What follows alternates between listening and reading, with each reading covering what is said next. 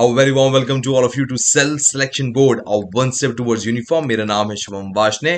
तो यार हम 11th की एनसीईआरटी ज्योग्राफी के लास्ट पार्ट पे पहुंच चुके, पार्ट नंबर 5। सबसे बड़ा टॉपिक है, अगर आप देखोगे तो ये 12th पॉइंट है ये, और ये सबसे बड़ा है। पूरा रिवर सिस्टम मैंने कराया है इसमें, और अगर आपको उसकी पूरी पीडीएफ देखनी हो सारे टॉपिक्स की जो मैंने आपको बताए हैं, तो ये आपको टेलीग्राम ग्रुप पे मिल जाएंगी। दोनों टेलीग्राम एनडीए सीडीएस के अलग है, वहां जाकर आपको यहाँ पर जाना है। ठीक है, आपको पता होना चाहिए कि अब कुछ टाइम पहले मैं बहुत दिक्कत में चला था, कॉपीराइट स्ट्राइक थी, तब भी मैंने ये वीडियो बनाई है।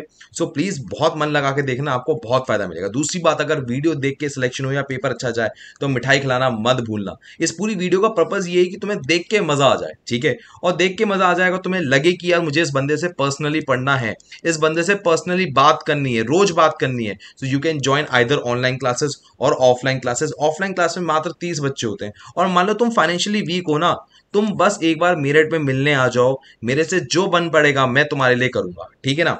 बट दूसरी बात, एक बात याद रखो, जब मैं यहां पर आपको पढ़ा रहा हूं तो मेरा मकसद यही होता है कि आपको पर्सनल अटेंशन सबसे ज्यादा दूं, और दूसरी बात टेस्ट पेपर बहुत अच्छे कराऊं, जिससे आपकी ना पढ़ाई एकदम चकाचौंध हो जाए। और ये बंदे सबसे ज्यादा रेगुलर रहते हैं जो ऑफलाइन में रहते हैं और जो ऑनलाइन में रहते हैं। सो अगर आपको लग रहा है, यू आर मोस्ट वेलकम, मैं आपके साथ हूं। बाकी मेरा आपको वादा है, क्वेश्चन कॉपी पेस्ट आएंगे तो भैया मन लगा के करना, और जब कॉपी पेस्ट क्वेश्चन तुम्हें दिखे तो मिठाई खिलाना मत भूलना। याद रखना, लोकेशन है यूपी मेरठ में, सेल सिलेक्शन बोर्ड। चलो अब स्टार्ट करते हैं अपनी पूरी ज्योग्राफी की लास्ट सीरीज को। तो यार आज जो हम बात करने जा रहे हैं वो बात करने जा रहे हैं रिवर सिस्टम की। रिवर सिस्टम में इंदस, ब्रह्मपुत्रा, गंगा, ये सारे के सारे रिवर सिस्टम आते हैं। नाउ अब इन रिवर सिस्टम के बियॉन्ड भी कुछ क्वेश्चन आते हैं, जैसे टाइप्स ऑफ ड्रेनेज सिस्टम। आप ये वाला क्वेश्चन देखो जो आपके सामने दिख रहा है, ये क्वेश्चन आपको किसी एनसीईआरटी की किताब में नहीं मिलेगा, पर जब आप सीडीएस 2021 का पेपर देखोगे तो आपको ये सवाल जरूर देखने को मिलेगा, ठीक है ना। अब ये जो क्वेश्चन है, इसी से हम जरा थोड़ी शुरुआत करते हैं। अब अगर शुरुआत करनी है तो हम जरा समझ लेते हैं कि हमारे जो रिवर सिस्टम होते हैं कितने टाइप के होते हैं। हमारे जो रिवर सिस्टम होते हैं वो होते हैं दो टाइप के। कितने टाइप के? दो टाइप के, टाइप 1, टाइप 2। टाइप 1 टाइप 2 में अंतर क्या है? टाइप 1 होता है टाइम बेस पे, और टाइप 2 जो होता है वो होता है फ्लो बेस पे। टाइम बेस पे क्या होता है, मेरी बात ध्यान समझो। कुछ आपने नदियों के नाम सुने होंगे जो कि एंशियंट टाइम में हमने सुने थे, जैसे गंगा। आपने सुना होगा कि हमारे महाभारत में गंगा का जिक्र था, ठीक है ना। अब उसके बाद हमारे इंदस रिवर भी हमारे एंशियंट टाइम में थी, ब्रह्मपुत्रा भी हमारे एंशियंट टाइम में थी, सरस्वती नदी हमारे एंशियंट टाइम में थी। तो वो एंशियंट रिवर्स है, क्लियर है। दूसरी रिवर होती है फ्लो बेस पे। फ्लो बेस पे क्या होता है कि जैसे फॉर एग्जांपल एक नदी है जो पहाड़ के बीच में से निकल रही है, और एक नदी ऐसी है जो कि पहाड़ को चीर के निकल रही है, जैसे गोदावरी नदी, ठीक है ना। तो ऐसी नदियां होती हैं। अब हमें इसी में डिटेल में जाना है। हम पहले क्या करूंगा, मैं आपको अभी ना ये सारे टाइप्स पहले समझाऊंगा, और फिर मैं आपको क्वेश्चन करने के लिए 1 मिनट दूंगा, तो बहुत ध्यान सुनना है कैसे करना है, ठीक है। चलो अब सबसे पहले हमें इसके लिए डायग्राम चाहिए होगा। आई एम श्योर ये आपके घर में आपने देखा हुआ होगा। नाउ अब मैं आपको इसमें आपको बिठा देता हूं, ये आप है, ठीक है। वैसे आप इतना ऑकवर्ड महसूस मत करो। आई एम श्योर जब आप यहाँ पर बैठते होगे आपको सुकून ही मिलता होगा, अनटिल अनलेस आपको लूज मोशन ना हो रखे हो, ठीक है। लूज मोशन के बाद ही आपको जलन महसूस होती होगी, भैया पिछवाड़े पे कुछ लग रहा है हमारे, बट वैसे तो आपको सुकून ही महसूस होता होगा, आपका चेहरा ऐसे ही होता होगा, ठीक है। चलो अब जरा काम की बात करते हैं। सबसे पहले ना आप नोटिस करना, जो टाइप ऑफ ड्रेनेज सिस्टम होते हैं on the basis of time. कौन से बेस पे? टाइम के बेस पे।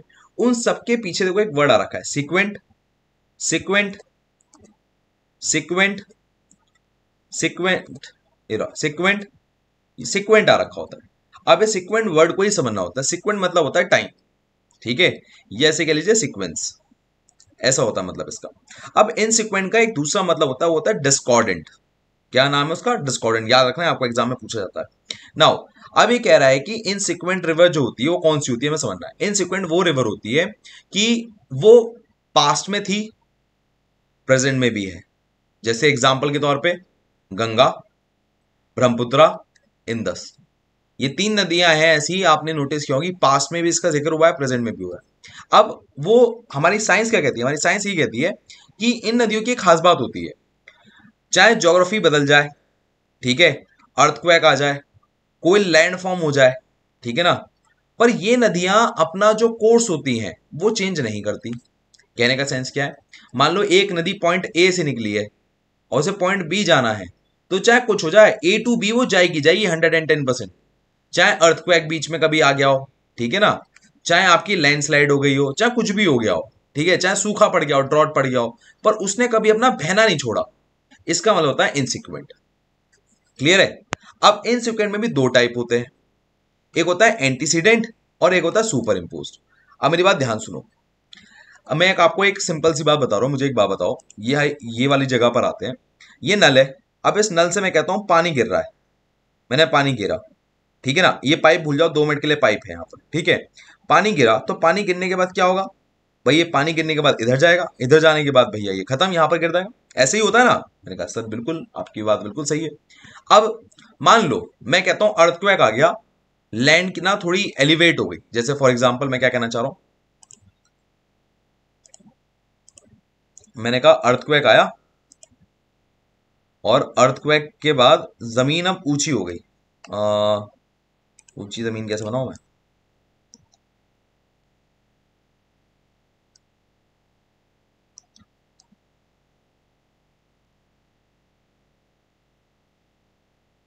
ये देखो, मान लो लैंड ऊंची हो गई किसी कारण से, तो मैंने आपके सामने लैंड ऊंची कर दी है। अब लैंड मैंने आपके सामने कर तो दी, मैंने आपके सामने ऊंची, ठीक है।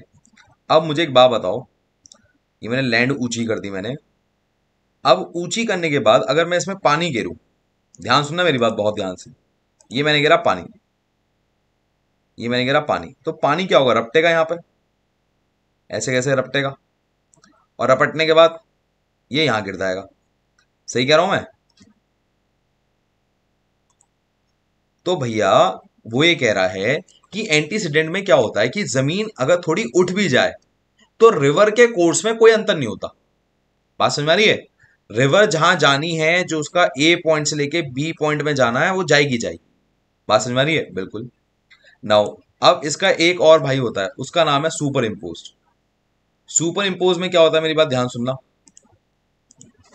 सुपर इम्पोज के अंदर क्या होता है कि जो पाथ होता है वो चेंज हो जाता है। मतलब फॉर एग्जांपल देखो जरा, मान लो यहां से पानी गिरा, ठीक है। अब पानी क्या हो रहा है कि इधर धीरे धीरे खिसका खिसका खिसका खिसका, पर लास्ट में इधर जाके ही गिरा। या मान लो इधर से घूमा घूमा घूमा घूमा घूमा, फिर वापस इधर आके गिरा। तो भले ही इसका रास्ता पहले ऐसे था, ए टू बी ऐसे था, पर ये घूम के भी जा रही है तो भी ये ए टू बी ही जा रही है। क्या मेरी बात समझ में आ रही है? बात क्लियर है? तो जब वो भले ही ऐसा हो जाए कि जोग्राफिकल कंडीशन चेंज भी भले ही हो गई है, पर उसने अपना पाथ कभी भी नहीं बदला हो, तो हम उसे कहते हैं इनसिक्वेंट। क्या कहते हैं? इनसिक्वेंट।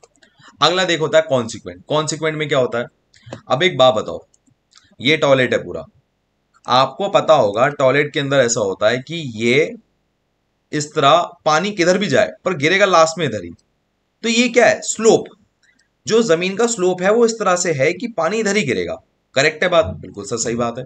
ऐसे ही मान लो पहाड़ है, कोई पहाड़ से कोई नदी, मतलब थोड़ा पानी गिर रहा है, ठीक है ना, थोड़ा पानी गिर रहा है, और ऐसा बहुत सारा पानी गिरे तो एक नदी नहीं बन जाएगी?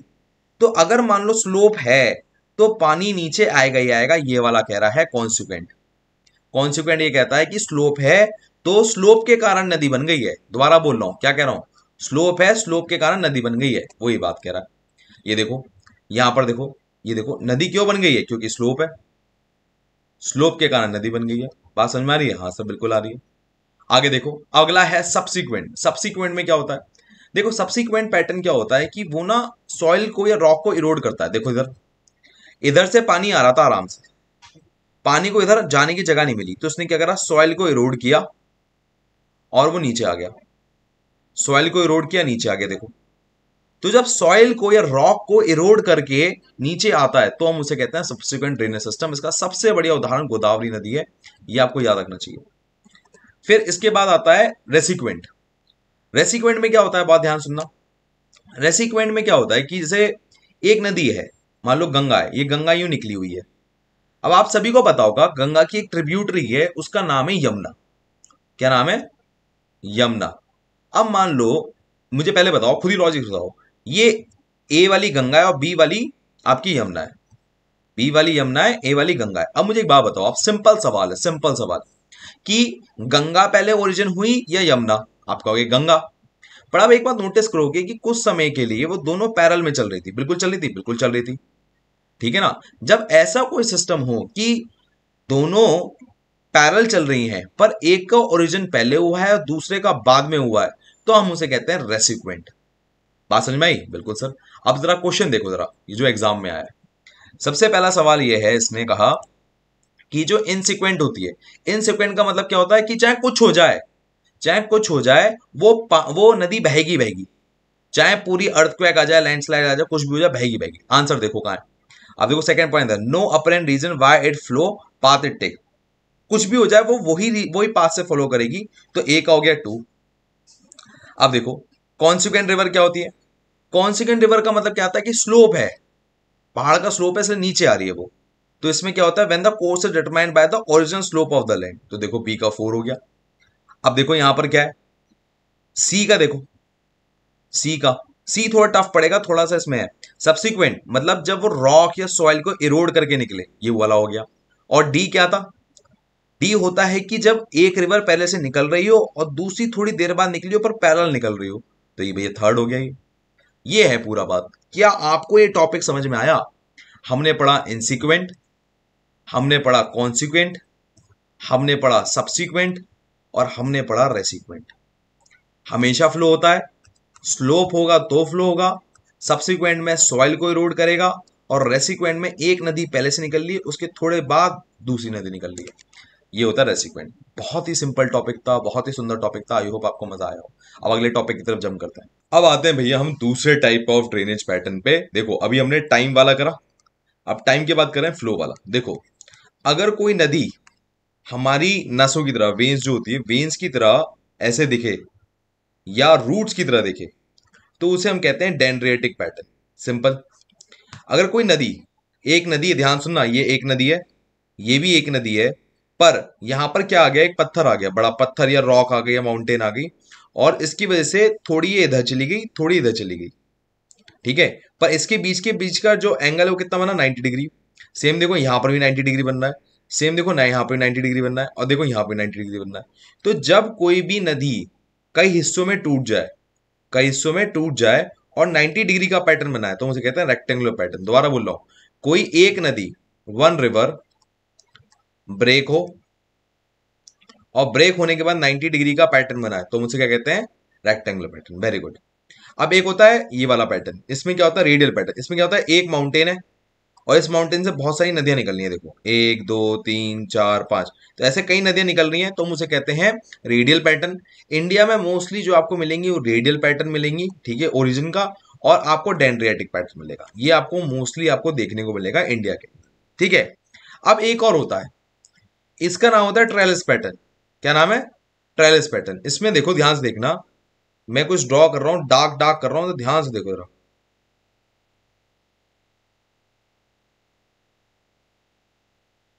ये है, ठीक है। अब इसमें क्या होता है, इस वाले स्ट्रीम में देखो यहां पर दिख भी रहा होगा, एक नदी आके मिल रही है इधर, दूसरी मिल रही है, तीसरी मिल रही है, चौथी मिल रही है, पांचवी मिल रही है, छठी मिल रही है। तो होता इसमें भी 90 डिग्री है, अगर ध्यान से देखो यहां पर भी 90 डिग्री बैठ रहा है, ठीक है। बट इसमें ना नदियां आकर मिल रही हैं और एक नदी बना रही है, वन रिवर बना रही है। और ऊपर वाले में क्या आता है कि वन रिवर ब्रेक हो रही थी। चलें, बात समझ में आ गई? नाउ अब यहां तक बात समझ में आ गई, तो अब मैं थोड़ा डीप में जाता हूं। देखो हमारे यहाँ नदियों को दो बातों से कहा गया है, एक जो पूरे साल बहती हैं, जो पूरे साल बहती हैं उन्हें एक कहते हैं ईयरली, और दूसरी टर्मिनोलॉजी है पेरेनियल। मैं दिखाता हूं, एक सेकंड रुक जाओ। ये भैया ये हमारी आ गई, हाँ हट बे, हाँ जी देखो। तो एक होती है जो ईयरली बहती है, उसे हम कहते हैं पेरिनियल। और जो नॉन ईयरली बहती है, मतलब जब बारिश होगी, जब रेनी सीजन होगा तभी बहती है, तो हम उसे कहते हैं नॉन पेरिनियल। क्या कहते हैं, नॉन पेरिनियल। और इसका एक और टेक्निकल नेम है जिसका नाम है एफर्मल। क्या नाम है, एफर्मल। याद रखना बेटा, ये नाम आता है। क्लियर है? नाउ अब यहां तक की बात समझ में आ गई। अब यहां से थोड़ा आगे चलते हैं। देखो नाले को भी ड्रेनेज कहते हैं, ध्यान सुनना मेरी बात, नाले को भी ड्रेनेज कहते हैं और रिवर के बहने को भी ड्रेनेज कहते हैं। पहली बात तो ये बात समझ लो। नदियों का जो सिस्टम होता है, फॉर एग्जाम्पल ये एक पूरा सिस्टम है, सारी की सारी नदियां हैं, तो सारी की सारी नदियां जो हों उसे हम कहते हैं ड्रेनेज सिस्टम। क्लियर है? अब आता है ड्रेनेज बेसिन। ड्रेनेज बेसिन क्या है, अगर आप ध्यान से देखो, ये आपकी गंगा नदी आ रही है, ये आ रही है गंगा नदी। हाँ, ये गंगा नदी आ रही है। इसमें सारी नदियां आकर अपना पानी डाल रही हैं। तो वो एक तरह से क्या काम कर रही है, ड्रेनेज बेसिन, जहां पर आपका सारा पानी एक जगह आकर इकट्ठा हो रहा है, एक जगह मिल रहा है, उसे हम कहते हैं ड्रेनेज बेसिन। अब जरा देखो वाटर डिवाइड। वाटर डिवाइड देखने के लिए तुम्हें ना ये वाला डायग्राम समझना पड़ेगा, ये वाला। यहां तक देखो, यहां पर कहां गया भाई डायग्राम, गायब हो गया क्या? वाटर डिवाइड का लाइन कहां गई?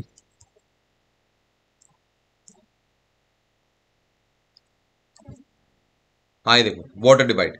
आप यहाँ देखो, यहाँ पर एक ट्रिब्यूटरी है, यहाँ पर एक ट्रिब्यूटरी है, यहाँ पर एक ट्रिब्यूटरी है, यहाँ पर एक ट्रिब्यूटरी है, यहाँ पर एक ट्रिब्यूटरी है। तो ये सारी ट्रिब्यूटरी मिल रही हैं एक ही जगह। क्या कह रहा हूँ, सारी ट्रिब्यूटरी मिल रही हैं एक ही जगह। जब एक ही जगह सारी की सारी ट्रिब्यूटरी मिल रही हैं, तो ये एक पूरा एक सिस्टम हो गया, इसे हम कहेंगे रिवर सिस्टम या ड्रेनेज बेसिन सिस्टम, ठीक है ना।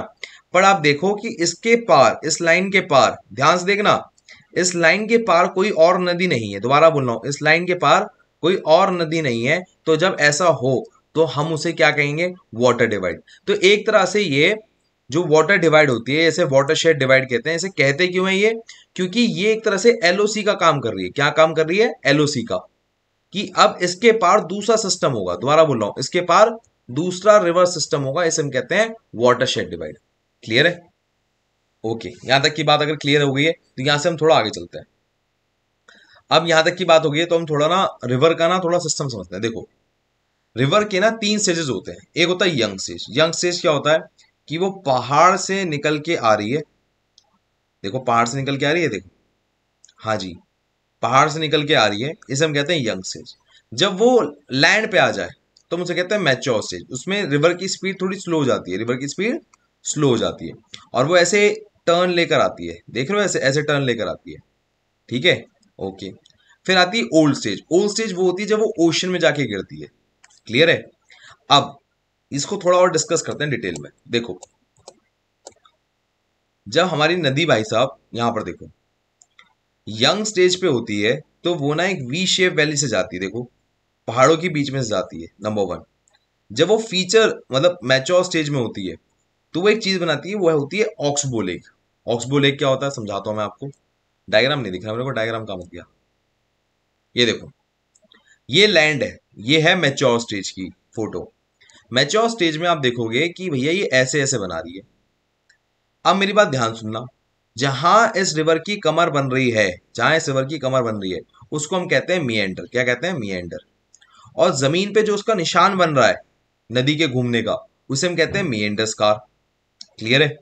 अब क्या होता है, कई बार, बहुत ध्यान सुनना, मान लो मैं कहूं पहले नदी ना बहुत पानी लेकर आती थी, नदी बहुत पानी लेकर आती थी, ऐसे ऐसे चलती थी, ऐसे ऐसे चलती थी, ऐसे कैसे चल रही, ध्यान से देखो जरा, इस तरह से चल रही है, इस तरह से चल रही है। नाउ अगर जब ये नदी इस तरह से चल रही है, बहुत पानी आ रहा है, सडनली पानी आना हो गया कम, तो पानी की धार कैसी हो गई, ऐसी। अब वो ऐसे जा रही है, ऐसे करके ऐसे, अब ऐसे करके ऐसे। तो यहां पर जो पानी था वो फंस गया। अब क्योंकि ये पानी फंस चुका है और ये शी शेप बना रहा है, क्या कह रहा हूं, शी शेप बना रहा है, तो हम इसको कहते हैं ऑक्सबो लेक। क्या कहते हैं, ऑक्स, अबे ऑक्स की स्पेलिंग गलत देख रहा हूं मैं, ऑक्सबो लेक। बात समझ में आ रही है? हाँ सर, बिल्कुल बात समझ में आ रही है, ऑक्सबो लेक हमें समझ में आ रही है। नाउ एक बात और समझो, ऑक्सबो लेक कहते क्यों है। अगर आप एक सांड को देखो तो उसकी पीठ पे एक ऐसा ये कुबड़ सा निकला होता है, और ये कुबड़ सेम है, तो इसलिए कहते हैं ऑक्सबो लेक। क्लियर है? नाउ एक बात तो समझो, मान लो पानी बहुत तेजी से समुद्र का, और समुद्र कह रहा हूं रिवर का, ऐसे आ रहा है, टकरा रहा है, तो क्या ये मिट्टी उछाल के फेंकेगा? बिल्कुल फेंकेगा। एक मिट्टी का उभार यहां पर आएगा, तो हम इसे कहते हैं अंडर कट बैंक। क्या कहते हैं, अंडर कट बैंक। कहीं ना कहीं आपको इधर की साइड ना गहराई ज्यादा दिखेगी। क्लियर है? अब एक बात बताओ, जब ये ऐसे टर्न मार रहा है, जब ऐसे टर्न मार रहा है, टर्न मारने के बाद पानी बाहर उछालेगा सर? बिल्कुल उछालेगा। तो पानी बाहर उछालेगा तो यहाँ पर थोड़ी सी कीचड़ होगी, बिल्कुल कीचड़ होगी। जब कीचड़ हो जाए तो हम इसे कहते हैं बैक स्वैम्प। ठीक है, कीचड़ भी हो सकती है और दलदल भी हो सकता है। क्लियर है? इसे हम कहते हैं बैक स्वैम्प। ये आपको क्लियर होनी चाहिए बात, ठीक है। अब यहां तक की बात क्लियर हो गई है। अब जरा हम यहां से थोड़ा आगे चलते हैं। अब हम जो करेंगे वो करेंगे, कहाँ गए भैया,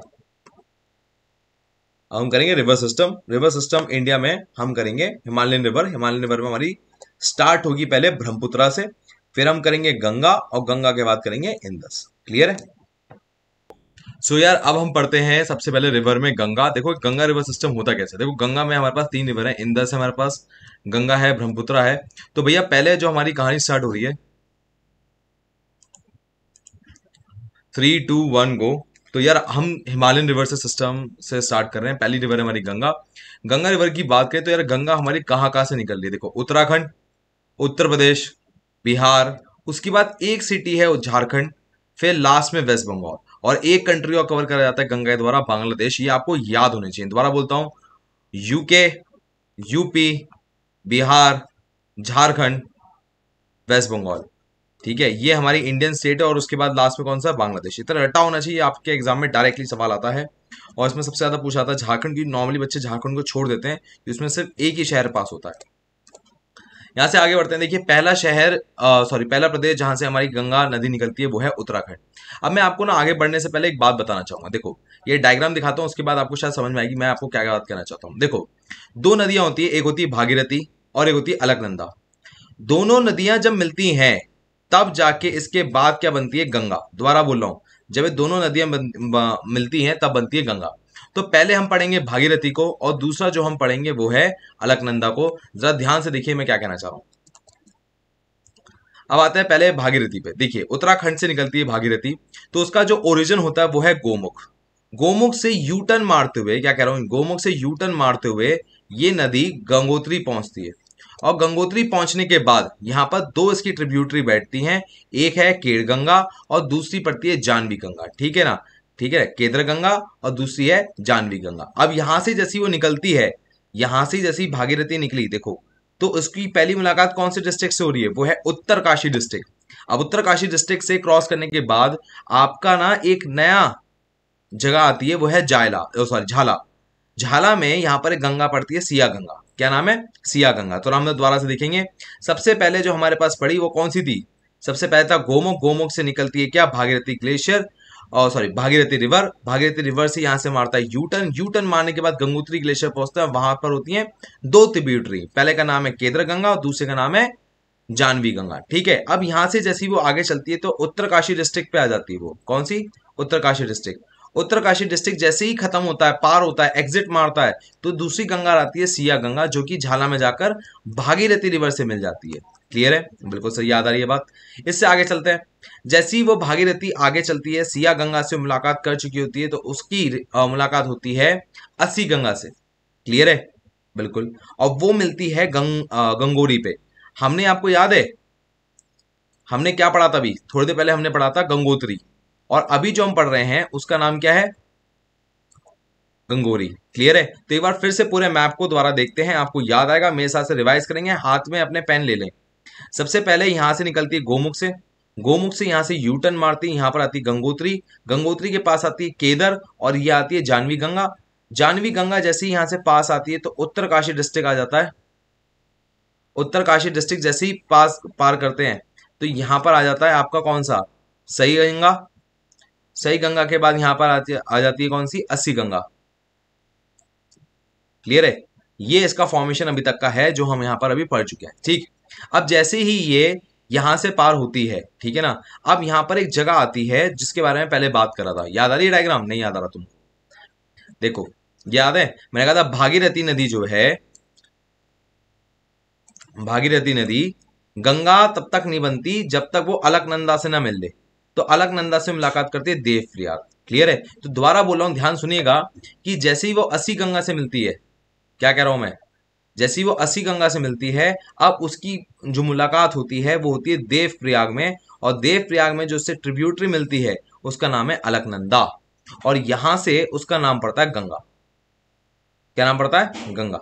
अब अगर हमें समझना है कि गंगा कैसे बनी, तो हमें इसका सेकेंड हाफ देखना पड़ेगा। फर्स्ट हाफ क्या था कि भागीरथी कैसे बनी, सेकेंड हाफ ये कि अलकनंदा कैसे बनी, वो और देखना पड़ेगा। अगर ये हमने देख लिया तभी हमारा पूरा टॉपिक समझ में आएगा कि गंगा बनी कैसे। देखिए अब जब हम अलकनंदा की बात करते हैं तो ऐसा नहीं है जैसे कि हमेशा ऐसे अलकनंदा ही कह देते हैं। सबसे पहले एक ग्लेशियर होता है सतोपंत ग्लेशियर, नाम ध्यान सुनना क्या कह रहा हूं, सतोपंत ग्लेशियर। सतोपन ग्लेशियर से रिवर निकलती है और ये पहाड़ होते हैं, इन पहाड़ों के सारे सीधी सीधी चलती है, इन पहाड़ों के सारे सीधी सीधी चलती है और यहां से मारती है 90 डिग्री एंगल। कितना? 90 डिग्री एंगल। अभी जो 90 डिग्री एंगल मारती है यहां से ये नीचे तक आती है, ठीक है ना, ध्यान रखना ये बात। अब कैसे आती है देखें जरा। देखो सबसे पहले यहां पर एक जगह होती है, जगह का नाम था क्या? सतोपन ग्लेशियर। सतोपन ग्लेशियर में ये जो पहाड़ थे, ये जो पहाड़ थे ना, इस पहाड़ के पास कहते हैं नीति पास। क्या कहते हैं? नीति पास। पेन किंग बदलूं क्या? क्या कहते हैं? नीति पास। ये देखो नीति पास, ठीक, नीति पास। देखो यहां पर लिखा भी होगा नीति पास। तो सतोपन ग्लेशियर से निकली, सतोपन ग्लेशियर के बाद नीति पास, नीति पास से ये आगे बढ़ती है और आगे बढ़ के इसकी मुलाकात होती है विष्णु गंगा से। किससे होती है?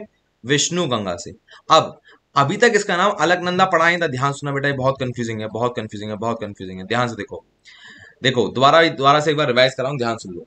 गंगा जो नदी बनती है वो अलकनंदा और भागीरथी के मिलन से बनती है। हम अलकनंदा को पढ़ रहे हैं कि अलकनंदा कैसे मिलती है। क्लियर है?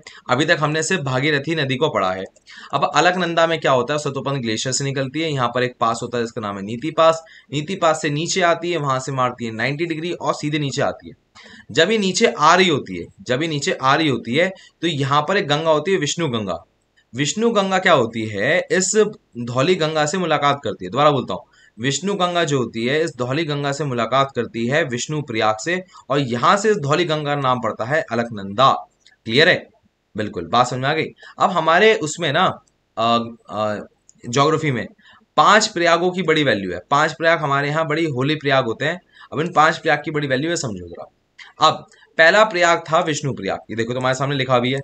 जब विष्णु गंगा धौली गंगा से मिलती है तो विष्णु प्रयाग बनता है, जगह का नाम विष्णु प्रयाग है। अब विष्णु प्रयाग से नीचे आती है, नीचे आते क्या होता है? सेकंड प्रयाग आता है, उसका नाम है नंद प्रयाग। क्या नाम है? नंद प्रयाग। अब नंद प्रयाग में क्या सीन होता है कि यहाँ पर एक नंदाकिनी रिवर होती है जो कि नंदा देवी सेंचुरी से निकल रही होती है। अब जो नंदा देवी सेंचुरी है उसमें क्या सीन होता है कि उसमें एक नंदा घुटनी नाम का एक पहाड़ होता है जिसकी करीबन हाइट होती है 6300 मीटर। ये थोड़ा याद रखना, ठीक है। नंदा घुटनी से क्या निकलती है? नंदाकिनी। और ये मुलाकात कहाँ करती है? नंद प्रयाग में। तो हमने 2 प्रयाग पढ़ लिए, पहला प्रयाग था विष्णु प्रयाग और दूसरा प्रयाग क्या है? नंद प्रयाग। क्या मेरी बात समझ में आ रही? बिल्कुल सर, मक्खन की तरह समझ में आ रही। अगर तुम्हें यहां तक बात समझ में आ रही तो एक तीसरी बात समझो जरा। हमारा विष्णु प्रयाग हो गया, हमारा नंद प्रयाग हो गया। अब आता तीसरा प्रयाग, वो होता है कर्ण प्रयाग। ठीक है, कर्ण प्रयाग में जो नदी आके मिलती है वो है पिंडर, ठीक है, और वो निकलती है पिंडारी से। आई एम श्योर आपने सलमान खान की अगर मूवी वीर देखी है तो उसमें वो एक पिंडारी ट्राइब होता है, तो वही एक ट्राइब है इस ट्राइब से मिलते हुए पिंडारी ग्लेशियर, और पिंडारी ग्लेशियर से ये इसका नाम पड़ता है पिंडार गंगा, और लास्ट में कर्ण प्रयाग से मिलती है। तो अभी तक हमने 3 प्रयाग पढ़ लिए। पहला प्रयाग कौन सा पढ़ा? विष्णु प्रयाग, दूसरा प्रयाग नंद प्रयाग, और तीसरा पढ़ा कर्ण प्रयाग। क्लियर है? चलो यहां तक की बात क्लियर हुई। अब आता है चौथा प्रयाग। चौथा प्रयाग कहा जाता है रुद्र प्रयाग। रुद्र प्रयाग की, रुद्र की यहां से जो रिवर मिलती है यहाँ पर वो है मंदाकिनी। याद कर लो कि रुद्र में कौन सी मिलती है रिवर? मंदाकिनी। ये अगर आप ध्यान से देखो, ये दूसरी ऐसी रिवर है जिसका नाम उसके प्रयाग पे नहीं रखा गया। पहला था पिंडर गंगा, पिंडर गंगा का प्रयाग का नाम है कर्ण प्रयाग, और यहाँ पर जो रुद्र प्रयाग है उसकी नदी का नाम है मंदाकिनी। क्लियर है? बिल्कुल सही, यहां तक बात क्लियर है। अब देखो, जब ये 4 प्रयाग कंप्लीट हो चुके होते हैं, पहला प्रयाग क्या था? विष्णु प्रयाग। दूसरा प्रयाग क्या था? याद ही नहीं आ रहा होगा तुम्हें, नंद प्रयाग। तीसरा प्रयाग क्या था? कर्ण प्रयाग। चौथा प्रयाग क्या था? चौथा प्रयाग क्या था बेटा? चौथे प्रयाग का नाम क्या था? चौथे प्रयाग का नाम था क्या नाम क्या? रुद्रप्रयाग। रुद्रप्रयाग। और लास्ट प्रयाग का नाम होता है देव प्रयाग, जहां पर भागीरथी इससे आके मिलती है। यहां तक की बात क्लियर है? बिल्कुल सर। अब ये देव प्रयाग में ऐसे मिलती है, कुछ इस तरह से मिलती है। ये आ रही है आपकी भागीरथी, या मैं कहूं सॉरी, हाँ भागीरथी, और यहां से आ रही है आपकी अलकनंदा। यहां तक की बात हुई। यहां से हम आगे चलते हैं। तो हमने भैया कौन कौन से प्रयाग पढ़े? हमने पहला ये पढ़ा, दूसरा ये पढ़ा, तीसरा ये पढ़ा, चौथा ये पढ़ा, पांचवा ये पढ़ा। क्लियर है? ओके। अब जैसे ही आप देवप्रयाग से निकलते हो, देवप्रयाग से निकलने के बाद एक रिवर होती है जिसका नाम है नयार रिवर। बड़ी छोटी सी रिवर है, ज्यादा कुछ खास नहीं है। नयार रिवर देवप्रयाग पे आके गंगा से मिल जाती है। अब इसका नाम गंगा है, आपको याद होगा, मैंने बताया था। हाँ जी, गंगा है। अब देवप्रयाग से जब मिलती है तो अब कहानी बदल जाती है। देवप्रयाग से निकलने के बाद इसका आता है ऋषिकेश। ऋषिकेश में एक रिवर है सोंग रिवर। सोंग रिवर को ना एक बहुत ही फेमस लाइन कही गई है कि जो सोंग रिवर है उसे मिरेकुलस रिवर कहा जाता है। क्या कहा जाता है? Miraculous river. मिरेकुलस रिवर क्यों कहा जाता है? क्योंकि वो देहरादून की जो सॉइल है उसे फर्टाइल बनाती है। ये इसकी खास बात है। क्लियर है? बात समझ में आ रही है सब? इसके बाद जैसे ही आप ऋषिकेश से निकलते हो तो आपका पड़ता है हरिद्वार। क्लियर है? बिल्कुल सा समझ में आ रहा है। अब यहां से आती है भाई सोंग रिवर। देखो सोंग रिवर जो होती है ना, ये जो सोंग रिवर है जहां ऋषिकेश एकदम एंड हो रहा है, दोबारा बोल रहा हूँ, जहां ऋषिकेश एंड हो रहा है और हरिद्वार स्टार्ट हो रहा है, यहाँ पर सोंग रिवर आती है। अब सोंग रिवर के ऊपर ना एक ना शहर और है जिसका नाम है देहरादून। इसका नाम है देहरादून। अब देखो देहरादून जो है ना, देहरादून में सोंग रिवर को कहा जाता है मिरेकुलस रिवर। इसका रीजन ये है कि ये ना सोंग रिवर को बहुत ही ज्यादा फर्टाइल बना देती है। ठीक है ना? मैं आई थिंक गलत बोल गया, मैं दोबारा बोलता हूँ। जो सोंग रिवर है देहरादून को बहुत ज्यादा फर्टाइल बना देती है, इसलिए उसे मिरेकुलस रिवर बोला जाता है। ये इसका कारण है। जैसे ही आप यहां से ऋषिकेश में आप जा रहे हो नीचे की तरफ, हरिद्वार में एंटर मारते हो, उससे पहले ऋषिकेश में एक और नदी पड़ती है, छोटी सी चंद्रभागा। बहुत छोटी नदी है। ये एक्चुअली आपको इसलिए पता होनी चाहिए क्योंकि महाराष्ट्र में भी एक चंद्रभागा रिवर है।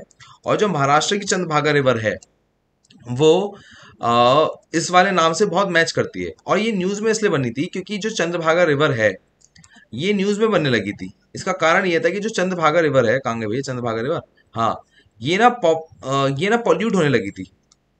और ये अपनी जो पार्लियामेंट है वहां पर भी डिस्कस होने लगी थी, इसलिए चंद्रभागा न्यूज में इसलिए आई। तो याद रखना, चंद्रभागा रिवर जब ऋषिकेश स्टार्ट होता है तब आती है, और इससे पहले वाली जो रिवर है सोंग रिवर जब ऋषिकेश खत्म होता है तब एंट्री होती है। याद रखिएगा इस बात को, ठीक है? अब यहां से बात खत्म हुई है तो यहां से थोड़ा आगे बढ़ते हैं।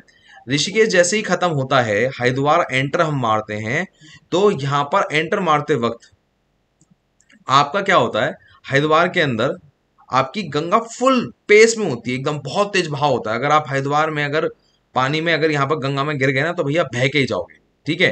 अब जब यहाँ पर बह के आप आगे पहुंचते हो तो एक समय ऐसा आता है जब गंगा ना अपने प्लेन एरिया में आ जाती है। मतलब अभी तक जो चल रहा है माउंटेन्स में पहुंच चल रहा है। माउंटेन से जब प्लेन में आती है तो एक जगह का नाम है हर की पौड़ी। ठीक है? हर की पौड़ी में आते ही ये माउंटेन्स को छोड़ देती है और वहां पर एक बैरेज बना हुआ है जिसका नाम है भीमगोड़ा बैरेज। ठीक है ना? अब जैसे ही भीमगोड़ा बैरेज को छोड़ती है तो इसमें एक कैनाल और बना दी गई है जो यहाँ पर रुड़की की तरफ डाइवर्ट कर दी गई है, जो रुड़की की लाइफ लाइन है, जहां से रुड़की को मिलता है पानी। अगर रुड़की के पास से ये कैनाल हटा दो तो भैया यहाँ पर किसी भी हालत में रुड़की को पानी नहीं मिल पाएगा। ठीक है? तो यहाँ पर भीमगोड़ा ब्रिज हो गया, हर की पौड़ी हो गया। अब यहाँ से मतलब नीचे चलते हैं। नीचे चलने के बाद जैसे ही आप यहाँ पर हरिद्वार और ऋषिकेश को छोड़ते हो तो हरिद्वार ऋषिकेश छोड़ते ही अब आ जाता है यूपी। यूपी में आते ही ना इस रिवर की डायरेक्शन बदल जाती है। जरा मैं क्या बोलना चाह रहा हूँ मेरी बात ध्यान सुनिएगा।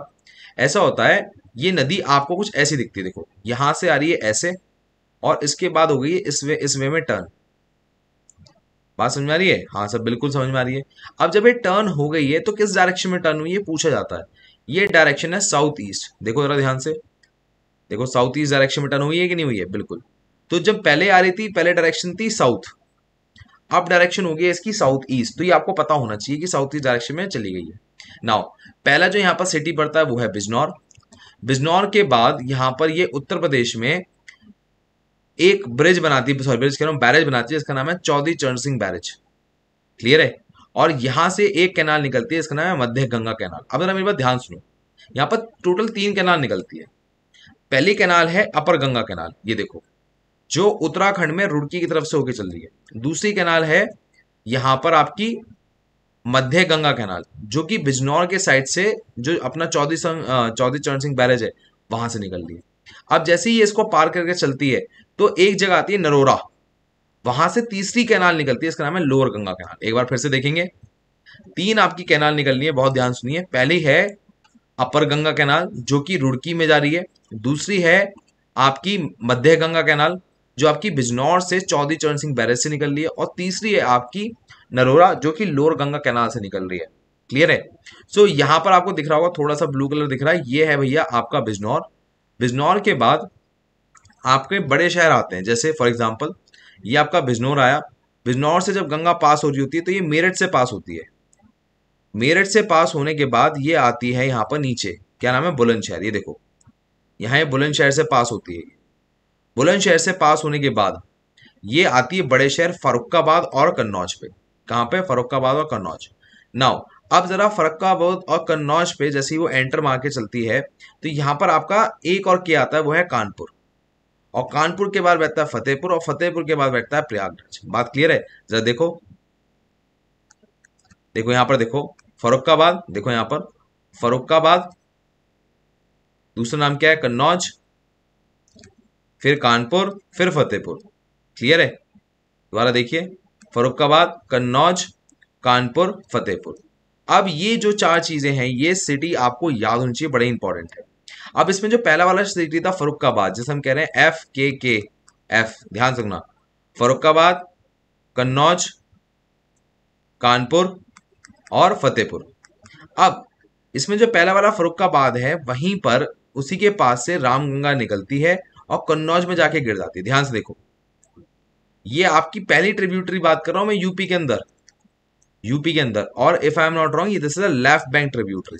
क्लियर है, बात समझ में आ रही है। हाँ, एक बार फिर से देखिए, बिजनौर से निकलती है, बिजनौर के बाद बड़ा शहर है मेरठ, मेरठ के बाद बुलंदशहर, बुलंदशहर के बाद आपका क्या आ गया, फर्रुखाबाद, फर्रुखा के बाद कन्नौज, कन्नौज के बाद आपका आता है कानपुर, और कानपुर के बाद आता है आपका फतेहपुर, और फतेहपुर के बाद आता है आपका प्रयागराज। प्रयागराज वो इंपॉर्टेंट जगह है जहां से यमुना की मुलाकात होती है। ध्यान रखिए, कहाँ, कौन सी जगह वो, जहां यमुना की मुलाकात होती है, वो जगह है। क्लियर है, बिल्कुल से बात समझ में आ रही है। अब जैसे ही प्रयागराज से आप बाहर जाते हैं तो मिर्जापुर आपने देखा होगा, मिर्जापुर से क्रॉस होती है, वहां से आती है वाराणसी, वाराणसी के बाद आता है गाजीपुर। क्लियर है। दोबारा देखते हैं, देखा यहाँ पर फर्रुखाबाद, फर्रुखाबाद, कन्नौज, कानपुर, और यहाँ पर आता है फतेहपुर, और फतेहपुर के बाद प्रयागराज, प्रयागराज के बाद मिर्जापुर, मिर्जापुर वाराणसी, वाराणसी के बाद गाजीपुर। क्लियर है।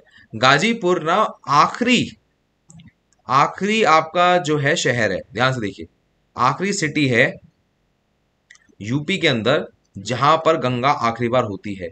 उसके बाद ये एंटर कर जाती है बिहार में। पर याद रखो, जो आपका ये वाली जो जगह है, क्या नाम है, गाजीपुर। गाजीपुर में एक गंगा के अंदर एक ट्रिब्यूटरी आके गिरती है, देखो ये रही, उसका नाम है गोमती रिवर। क्या नाम है, गोमती रिवर। और ये बहुत ही एक लेक है, बहुत ही इंपॉर्टेंट लेक है, जिसका नाम है फुलार लेक। वहां से ओरिजिनेट होती है ये, क्या नाम है, फुलार लेक। ठीक, यहां तक की बात हो गई। अब यहां से अगर हम इतनी बात करके चुके हैं, थोड़ा आगे चलते हैं। सो भैया यहाँ पर आता है गाजीपुर, गाजीपुर के बाद यहाँ पर लास्ट जो शहर पड़ता है वो है बलिया। अब बलिया में जैसे ही यूपी में खत्म होती है नदी, ध्यान सुनो मेरी बात, यहाँ से जैसे खत्म होती है तो यहाँ पर एक छोटा शहर पड़ता है बक्सर। बक्सर बड़ी इंपॉर्टेंट जगह, पता नहीं आपको पता ही नहीं पता। जब ब्रिटिशर्स आए थे, इंग्लिश आए थे, तो यहाँ की लड़ाई जीतने के बाद ही उन्होंने पूरे इंडिया पे कब्जा कर लिया था। और यहाँ पर ही आप ध्यान देना, एक और यहाँ पर नदी पड़ रही है, यहाँ पर है कर्मनासा। कर्मनासा नदी यहाँ पर बक्सर में जाके गंगा से मिल जाती है। तो अगर आपको ध्यान आ रही है तो अभी तक हमने 2-3 रिवर पढ़ी है। पहली थी रामगंगा, रामगंगा के बाद अगर आप ध्यान से देखो यहाँ पर थी गोमती रिवर, और गोमती रिवर के बाद बिहार में जो पहली एंटर करते ही पड़ रही है वो है कर्मनासा रिवर। ठीक है, और वो निकलती कैमूर रेंज से, ये आपको याद होना चाहिए। अब जैसे ही आप कैमूर रेंज से आप आगे बढ़ते हो तो यहाँ पर एक शहर पड़ता है सरान। सरान से निकलती है घाघरा। अब ध्यान से सुनना मेरी बात, घाघरा, और घाघरा में एक ये जो निकलती है इसका नाम है मापचुंगा ग्लेशियर। ठीक है ना, अगर नाम याद नहीं हो रहा तो याद रखो, इसके नाम के आगे लिखा हुआ है मैप, मैप ग्लेशियर, ऐसे याद कर लो। मुझे भी पूरे पूरे नाम याद नहीं, मुझे भी हिंट से याद है। तो मैप ग्लेशियर याद करो, तो मैप ग्लेशियर से निकली है घाघरा। तो घाघरा चोरी करके, सॉरी, घाघरा चोरी करके भागी एक औरत, याद रखना, कहां से, मैप। क्लियर है, मैप ग्लेशियर से घाघरा चोरी करके भागी है, घाघरा अपने उठा के भागी है यहाँ पर एक औरत। ठीक है, और जगह का नाम है सारान। ठीक, अब जो सारान जो जगह पड़ती है वो पटना के एकदम आउटस्कर्ट में पड़ती है। ध्यान सुना, पटना के आउटस्कर्ट में पड़ती है, यहां पर पड़ता है सारान। ना जैसे ही आप यहां से एंटर मारते हो तो यहां पर एक और रिवर ना इसके जस्ट बगल में, घाघरा के जस्ट बगल में पड़ती है, वो है सोन रिवर, राइट बैंक ट्रिब्यूटरी। ये भी आउटस्कर्ट ऑफ पुणे में है। पुणे कह रहा हूं, पटना में है। ठीक है, अब पटना के इस आउटस्कर्ट में जैसे ही हम एंटर मारते हैं तो पड़ता है पुनपुन, एकदम पटना के एकदम सेंटर में। तो दोबारा देखिए, यहां पर पड़ रहा है घाघरा, यहां से पड़ता है आपका सोन, और सोन के बाद पड़ता है पुनपुन, और पुनपुन से आगे आप थोड़ा सा और आगे चलेंगे तो यहीं पर आपका पड़ता है शहर के बाहर में हाजीपुर में गंडक। ठीक है ना, गंडक या नारायणी के नाम से बड़ा फेमस है। क्लियर है नाउ।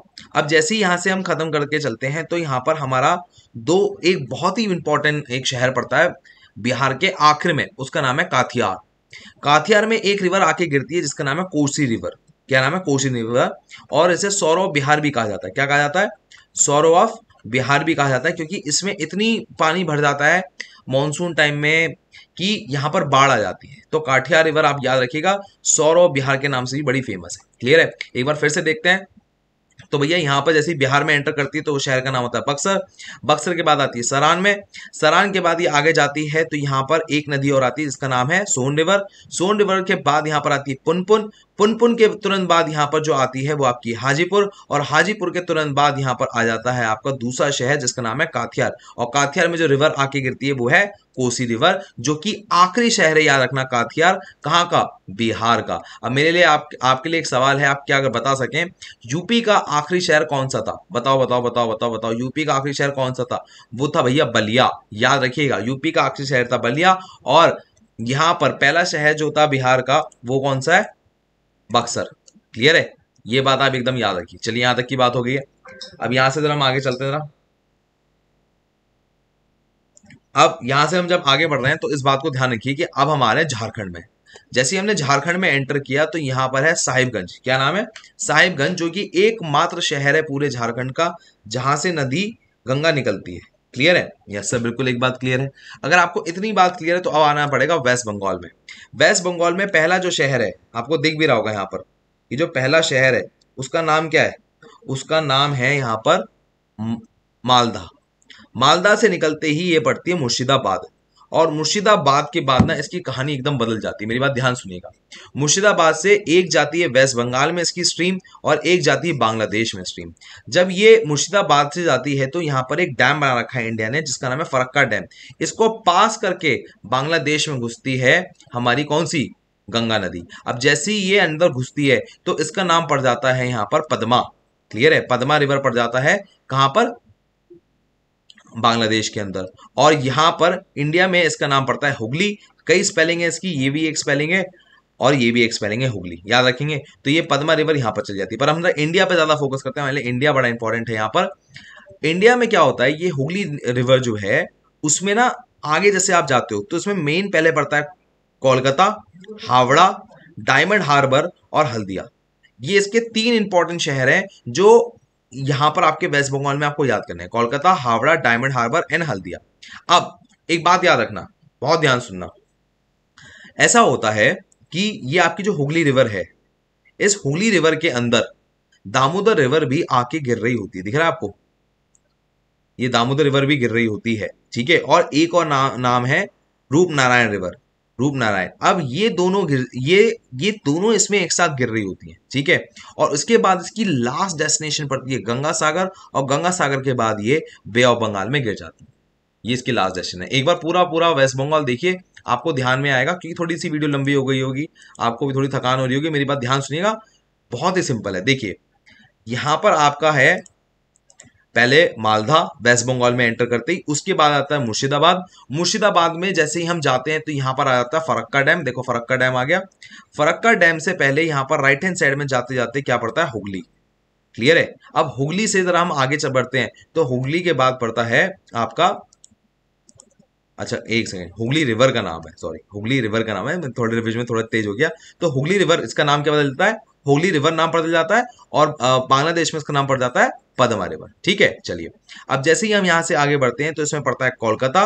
कोलकाता के साथ इसमें एक और पड़ता है हावड़ा। हावड़ा के बाद डायमंड हार्बर। डायमंड हार्बर के बाद हल्दिया। और इसमें दामोदर रिवर आकर इस गंगा में, जिसका नाम अभी हम हुगली बोल रहे थे, वो आके गिरती है, प्लस रूपनारायण निकलती है, रूपनारायण इसमें गिरती है, सॉरी।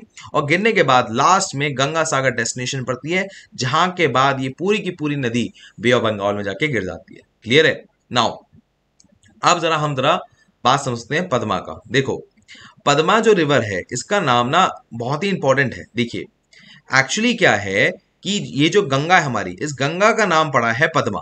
क्लियर है, ये हमारी गंगा थी, ये हमारी गंगा थी। गंगा बांग्लादेश में क्या हो गई, पद्मा।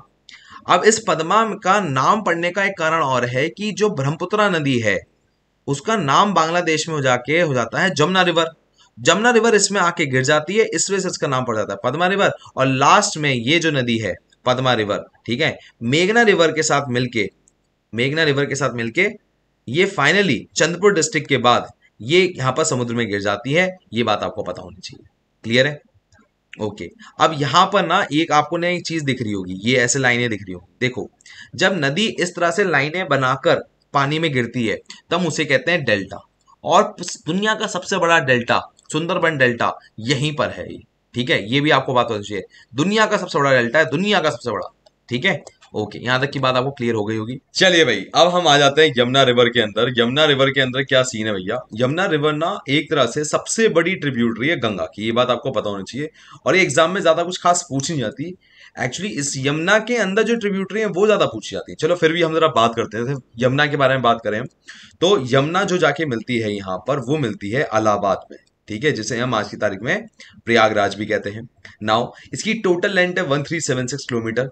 ठीक है, ये आपकी उत्तर प्रदेश से निकलते हुए, हरियाणा क्रॉस करते हुए, दिल्ली क्रॉस करते हुए ये आती है। ठीक है, अब इस नदी के बारे में बात करें तो ये यमुनोत्री ग्लेशियर से निकलती है, जिसकी हाइट करीबन 6300 मीटर के आसपास है। और जब इस ग्लेशियर से निकलती है तो ये एक रेंज पड़ती है यहाँ पर, मसूरी रेंज, वहां से बेसिकली निकलती है। ठीक है, अभी एक्चुअली मसूरी रेंज है कहाँ पर, देखो जरा, उत्तराखंड में। क्लियर है, अब उत्तराखंड में मसूरी रेंज से जब ये निकल रही है तो इसकी जर्नी को हमने चार हिस्सों में बांट दिया है। 1 2 3 4 5, सॉरी 5 हिस्सों में बांट दिया है। और 5 हिस्सों में अगर हम बांट रहे हैं तो पहला जो हिस्सा है वो है हिमालयन सेगमेंट का। क्या नाम है, हिमालयन सेगमेंट, मतलब जो वो हिमालय से निकल रही है। देखो जरा, उत्तराखंड से जब निकल रही है तब वाला रीजन। ठीक है, उसके बाद जो दूसरा वाला रीजन आप देखोगे वो है अपर सेगमेंट, जब ये एंटर मार रही है प्लेन वाले एरिया में। देखो ये प्लेन वाले एरिया में एंटर मार रही है। फिर ये तीसरा वाला जो सेगमेंट आता है, ये आता है दिल्ली वाला रीजन, जब ये इंडस्ट्रियल एरिया में कूद रही है। ठीक है, इंडस्ट्रियल एरिया में कूद रही है, यूथ्रोफिकेटेड सेगमेंट में या दिल्ली सेगमेंट में। ठीक है ना, इस दिल्ली सेगमेंट का तो दिल्ली हो गया, पर ये यूथ्रोफिकेटेड सेगमेंट मतलब होता है इंडस्ट्रियल सेगमेंट, जहां पर इंडस्ट्री आ जाती है। और लास्ट वाला पार्ट ये वो हो गया जहां पर ये प्रयागराज में जाकर मिल रही है, उसे कहते हैं डाइल्यूटेड सेगमेंट, कि नदी डाइल्यूट हो रही है। ठीक है ना, नाउ इसके बाद यहां से हम थोड़ा आगे चलें तो थोड़ा हम समझ लेते हैं इसमें क्या हो रहा है। देखो जैसे ही ये नदी 172 किलोमीटर पार करती है, उत्तराखंड को एकदम खत्म करने वाली होती है, वहां पर ताजे वाला बैरेज पड़ता है। ठीक है, और इस ताजे वाला बैरेज के बाद दूसरा एक और बैरेज पड़ता है जिसका नाम है वजीराबाद बैरेज। बैरेज मतलब क्या होता है, एक तरह से फाटक, पानी का फाटक, कि पानी को यहाँ पर रोक सकते हैं, ये वाला फाटक। ठीक है, अब ये वाला जो वजीराबाद बैरेज पड़ता है ये पड़ता है दिल्ली सेगमेंट में। और इसी वाले बैरेज से आपको अभी पता लगेगा कि यहाँ से पानी पिया जाता है। देखो जरा, ये वजीराबाद बैरेज है और यहाँ पर एक छोटा सा बैरेज और है, ओखला बैरेज। यहाँ पर ही इन 22 किलोमीटर में दिल्ली वाले इस पानी को इस्तेमाल करते हैं और इसी से पानी पीते हैं। नाउ ओखला बैरेज को बनाने का कारण ये था जिससे आगरा में पानी भेजा जा सके। ठीक है, अब यहाँ से ये आगरा में पहुंची। आगरा से पहुंचने के बाद यहाँ पर क्या सीन होता है कि ये नोएडा के अंदर, ध्यान सुनो, थोड़ा सा छूते हुए नोएडा को भी पानी भेजती है, जिस इंडस्ट्रियल एरिया का नाम है सहीबाद। ठीक है, वहां पर भी पानी भेजती है और ये आगरा को भी भेजती है। ये बात आपको समझ में आ गया। और यहीं पर जो इंडस्ट्रियल वेस्ट वाला वाटर होता है वो यहीं आके मिल जाता है। तो आपकी जो नदी सबसे ज्यादा काली होती है वो यहीं से होनी शुरू हो जाती है। ठीक, अब यहाँ से हम जरा थोड़ा आगे बढ़ते हैं जरा इसी नदी में। अब इसकी सबसे पहली बात करूं, राइट बैंक ट्रिब्यूटरी जो होती है उसका नाम है हिंडन रिवर। क्या नाम है, राइट, सॉरी गलत कह गया मैं, लेफ्ट बैंक ट्रिब्यूटरी जो होती है वो है हिंडन रिवर। हिंडन रिवर से हम थोड़ा सा पहले चलें, देखो हिंडन रिवर ये है, इससे पहले चलें तो आपको ना 3 नदियां दिखेंगी। एक है गिरी, उसके ऊपर टोन, और इसके इधर पे हनुमान गंगा। क्या नाम है, हनुमान गंगा। ठीक है, यहाँ पर एक और नदी और होती है उसका नाम है ऋषि गंगा। तो ये बड़ी अजीब बात होती है, जो बच्चे मुझसे कई बार पूछते हैं सर ऐसा कैसे हो सकता है कि गंगा यहाँ गिर रही है। देखिए ये एक्चुअल गंगा नहीं है, ये हनुमान गंगा नाम है इसका। ठीक है, और दूसरा नाम है ऋषि गंगा यहाँ पर। क्लियर है, ये ऋषि गंगा हो गई, हनुमान गंगा भी होती है। यहाँ पर लिखी नहीं है ऋषि, मैं लिख दे रहा हूँ ऋषि, ऋषि गंगा। और इसके राइट हैंड साइड पे जो पड़ेगी टोन रिवर और गिरी। तो आपने यहाँ पर 4 ट्रिब्यूटरी पड़ी है, देखिए जरा। पहली यहाँ पर आ गई हनुमान गंगा, ऋषि गंगा, टोन रिवर और गिरी रिवर, और लास्ट में आ गई हिंडन। अब ये वाली थी सारी की सारी वो नदियां जो कि ना उत्तराखंड में है, और ये वाली जो हिंडन रिवर है ये यूपी में आ जाती है। अब जरा यूपी वाली इस नदी की कहानी जरा समझो जरा। चलो एक एक करके चलते हैं, खाली हिंडन की सबकी बात करते हैं, ठीक है। अब यहाँ से जरा एक बात और करते हैं, यहाँ से आपकी जब हनुमान गंगा, ऋषि गंगा आ गई, गिरी भी आ गई, और यहाँ पर आपकी कौन सी आ गई थी, आपकी टोन रिवर भी आ गई थी। इधर पीछे टोन है, छुप गई है, ठीक है। अब इसके बाद एक नदी आती है, छोटी सी आती है हिंडन से पहले, वो है साबी नदी, ठीक है। और इसके बाद एक बहुत बड़ी नदी आती है, वो है चंबल, फिर बेटवा, फिर केन। क्लियर है। नाउ अब मेरी बात बहुत ध्यान सुनना, यहां से आपकी इंपॉर्टेंट बात चल रही है। देखो टोन रिवर बड़ी कमाल की रिवर है। देखो यहां से तो यमुना ओरिजिन हो रही है, और पूरे घूम के उत्तराखंड से, गढ़वाल डिस्ट्रिक्ट से, ठीक है, जो आर्मी वालों के लिए बड़ा जाना जाता है, वहां से एकदम घूम के यहाँ पर टोन रिवर आ रही है। उसके बाद अगर आप देखो गिरी जो नदी है, वो एक जगह है कोकताई हिल, वहां से ओरिजिनेट होकर आ रही है। उसके बाद हम थोड़ा आगे चलते हैं, मुजफ्फरनगर, मेरठ, बागपत वाले इलाके को, गाजियाबाद को चीरते हुए यहाँ पर ये ग्रेटर नोएडा के पास जाकर यहाँ पर हिंडन रिवर जाके गिरती है। क्लियर है। यहाँ तक की बात समझ में आ गई होगी, दोबारा से देख लीजिए। तो पहले हमने जो बात की थी, हमने बात की टोन रिवर के ओरिजिन की, फिर हमने बात की गिरी वाली निधि की, और उसके बाद हमने बात करी है हिंडन वाली की। हमने बात नहीं करी है हनुमान गंगा की और ऋषि गंगा की। रीजन क्या है, बहुत छोटी नदियां हैं, और ना ही हमने साबी की बात की, बहुत छोटी नदियां हैं, बस पता होनी चाहिए होती हैं, ठीक है। इससे ज्यादा इनके बारे में जानने की जरूरत नहीं है। यहाँ तक की बात हो गई। अब यहाँ से हम थोड़ा आगे चलते हैं जरा। अब यहाँ पर जैसे ही आप आगे बढ़ोगे तो आपको ना मालवा प्लेट्यू दिखेगा, और मालवा प्लेट्यू से आपको एक नदी निकलती हुई दिखेगी, सिंध। अब मालवा प्लेट्यू है कहाँ पर, जरा देखते हैं जरा। मालवा प्लेट्यू आपको यूपी में प्लस मध्य प्रदेश में, दोनों में जाके मिलेगा। क्लियर है। और वहां से आपको सिंध नदी निकलती हुई दिखेगी। क्लियर है, बिल्कुल सर, सिंध नदी मैं समझ पा रहा हूँ आपकी बात। अब जरा ध्यान से देखो, ये सिंध नदी चंबल रिवर के जस्ट बाद में है, चंबल रिवर के जस्ट बाद में। तो जरा इसको जरा करेक्ट करते हैं, मैं आपको जरा देखिए जरा। तो यहां पर आपको सिंध नदी दिखेगी, सिंध, यहां पर आती है सिंध नदी, याद रखना इस बात को, यहां पर आती है सिंध नदी, गड़बड़ मत करना, ठीक है। पहले चंबल आ गई, फिर सिंध आ गई, फिर बेटवा आ गई। क्लियर है। चलो देखो जरा ध्यान से। अब हमने यहाँ पर सिंध नदी पकड़ ली, सिंध नदी और देखो चंबल एक ही जगह जाके मिल जाती है, जिसका नाम है जलाऊं। क्या नाम है, जलाऊं। तो चंबल नदी भी यहाँ से आ रही है, और यहाँ से सिंध भी आ रही है, ठीक है। दोनों का एक ही मीटिंग पॉइंट है। पर हमें चंबल समझनी पड़ेगी। चंबल बड़ी कमाल की नदी है। मोहो या माओ, दोनों में से जो भी नाम आप बोलते हैं, उसमें वो आप प्रोनाउंसिएशन राइट समझ लीजिए मेरी।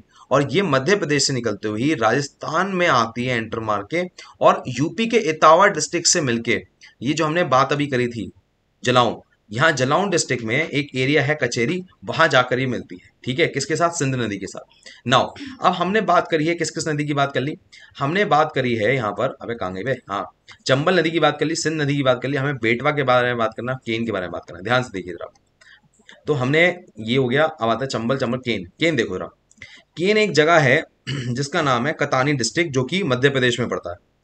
वहां से निकलती है, यूपी में अंदर घुसती है। बुंदेलखंड एक जगह है, पूरे आपके यूपी और मध्य प्रदेश को मिलाकर बुंदेलखंड, उस एरिया से पास होते होते फतेहपुर नाम की डिस्ट्रिक्ट पे जाके पहुंचती है। क्लियर है।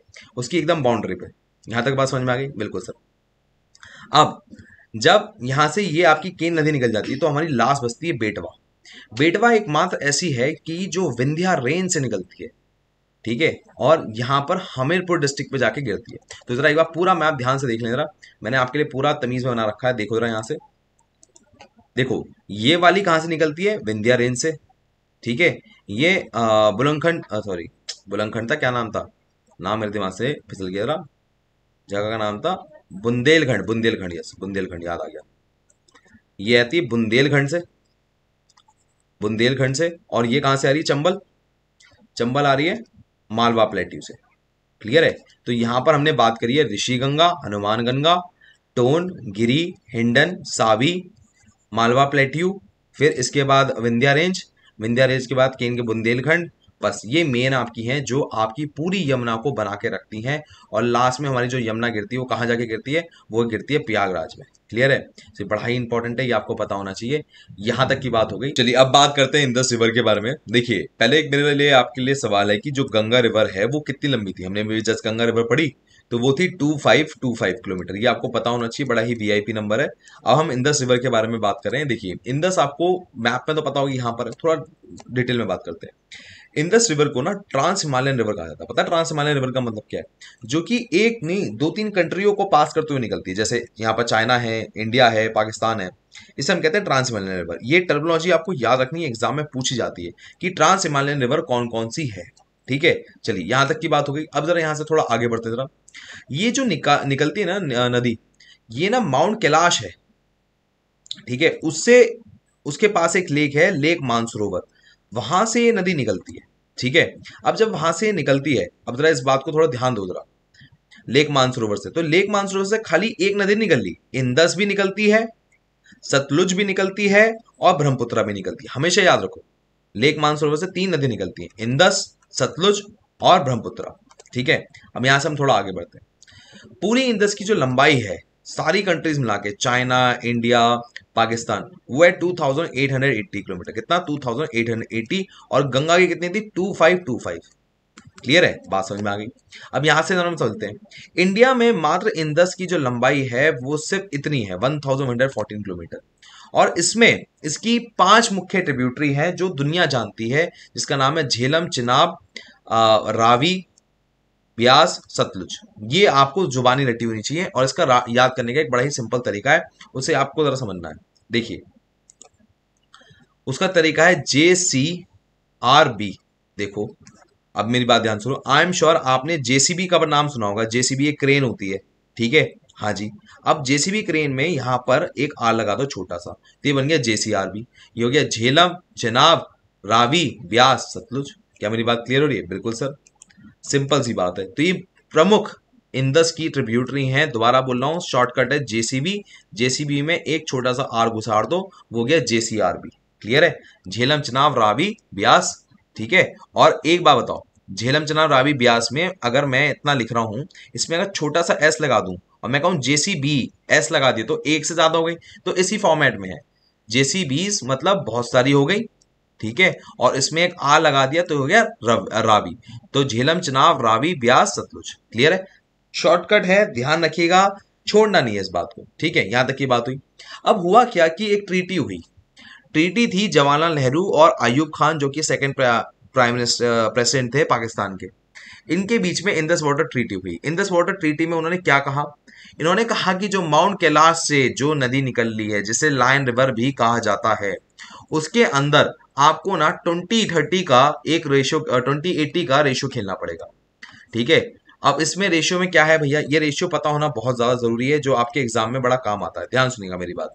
इन्होंने ये कहा कि यहां पर जो आपकी झेलम, चनाब, इंडस झेलम चनाब है, ठीक है, इसका 20% पानी सिर्फ इंडिया इस्तेमाल करेगा। कौन इस्तेमाल करेगा? इंडिया इस्तेमाल करेगा। ठीक है, और जो उसके बाकी सारी है, रवि, ब्यास, सतलुज, उसका पानी 80% इंडिया इस्तेमाल करेगा। बात समझ में आ रही है? दोबारा बोलता हूं, इंदस, झेलम और चिनाब, इन 3 रिवर का जो पानी है वो इंडिया इस्तेमाल करेगा 20%,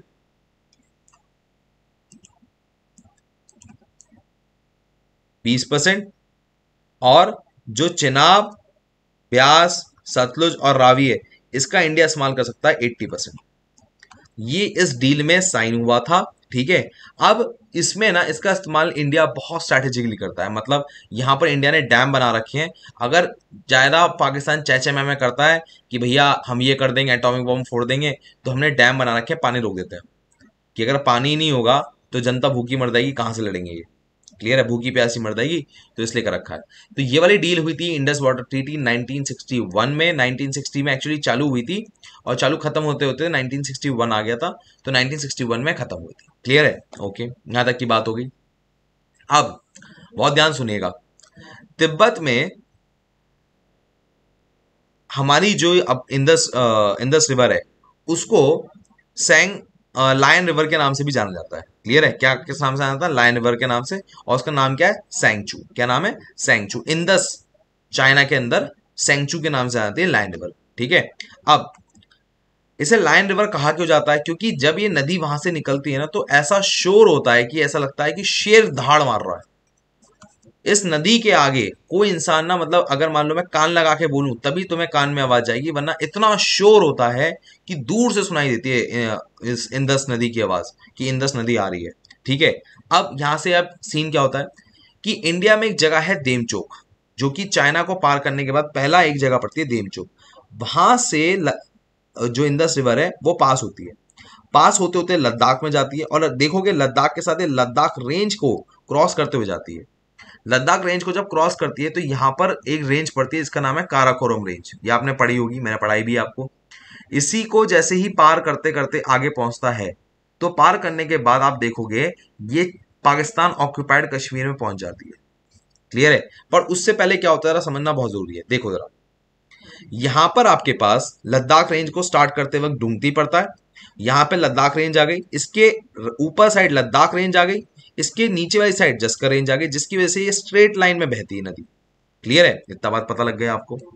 अब आपको ये बात याद रखनी है कि लद्दाख से, बहुत ध्यान सुनना, लद्दाख से एक रिवर निकलती है जिसका नाम है जस्कर या जंस्कर। क्लियर है।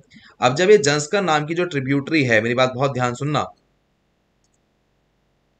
जो ये जंस्कर नाम की ट्रिब्यूटरी है, इस ट्रिब्यूटरी के अंदर क्या होता है, एक खास बात है, ये ना यू टर्न मार के आ रही है। देखो ध्यान से देखो, यू टर्न मार के आ रही है। ठीक है ना। और ये कहा जाता है कि ये ना एकमात्र इसकी ईस्टर्न ट्रिब्यूटरी है, कि ये ईस्ट डायरेक्शन से निकलती है और फिर जाके ये ले में जाके गिरती है। बात समझ में आ रही है? बिल्कुल सर, बिल्कुल समझ में आ रही है। अब यहां से हम जरा आगे चलें।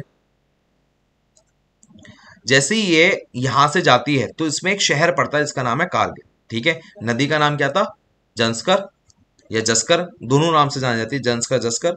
और ये कारगिल डिस्ट्रिक्ट से पास होती है और फाइनली ले में जाकर ये इंदस रिवर में गिर जाती है। ये एकमात्र ऐसी रिवर है जो एलओसी से पहले है। क्लियर है? ओके, जो इसकी ट्रिब्यूटरी है।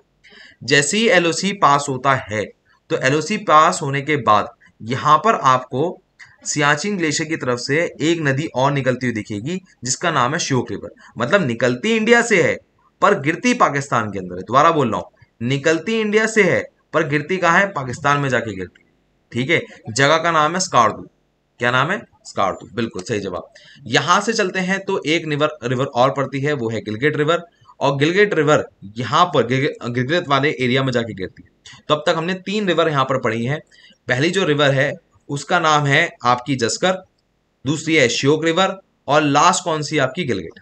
क्लियर है? ओके। नाउ अब हम आगे चलते हैं जरा। तो आगे हम चलेंगे जैसे ही, तो हम यहाँ के बाद गिलगित रिवर को अगर आप यहाँ से जाते हुए देखोगे तो प्रॉपर पाकिस्तान में जाते हुए देखोगे आप। ठीक है ना। गिलगित रिवर मतलब, सॉरी, ट्रिब्यूटरी है। ट्रिब्यूटरी जब इंदस रिवर में जाके मिल जाती है तो ये अब आपको पाकिस्तान जाते हुए दिखेगी। कहां पर? पाकिस्तान। अब जैसे ये पाकिस्तान एंट्री मार रही है तो आपको याद रखना है, पहली नदी जो इसमें जाके एज ए ट्रिब्यूटरी मिलती है उसका नाम है काबुल रिवर। ठीक है ना। और इसके बारे में हमारे जो ऋग्वेद हैं उसमें भी इस बारे में मेंशन करा गया है कि इसका नाम काबुल की जगह उस टाइम कूबा रिवर हुआ करता था। तो ये बात आपको छोटी सी याद रखनी है, जो आपको पता होनी चाहिए। और ये जो नदी एक्चुअल में निकली है, अफगानिस्तान की कैपिटल काबुल से ही निकल रही है। क्लियर है? तो इसलिए इसका नाम एक तो काबुल रिवर है और दूसरा ऋग्वेद में इसका नाम कूबा रिवर के नाम से मेंशन है। क्लियर है? नाउ अब हमें यहां पर एक बात समझनी पड़ेगी कि इंदस रिवर के पास एक जगह है यहाँ पर राजनपुर तहसील। ठीक है। उसमें भी एक छोटा सा एक जगह होती है ना जहां पर पानी जाकर आप देख सकते हो कि वहां पर क्या है, उसका नाम है कोट मिथान। तो बस इतना याद रखो, राजनपुर तहसील आपके लिए बहुत रहेगा।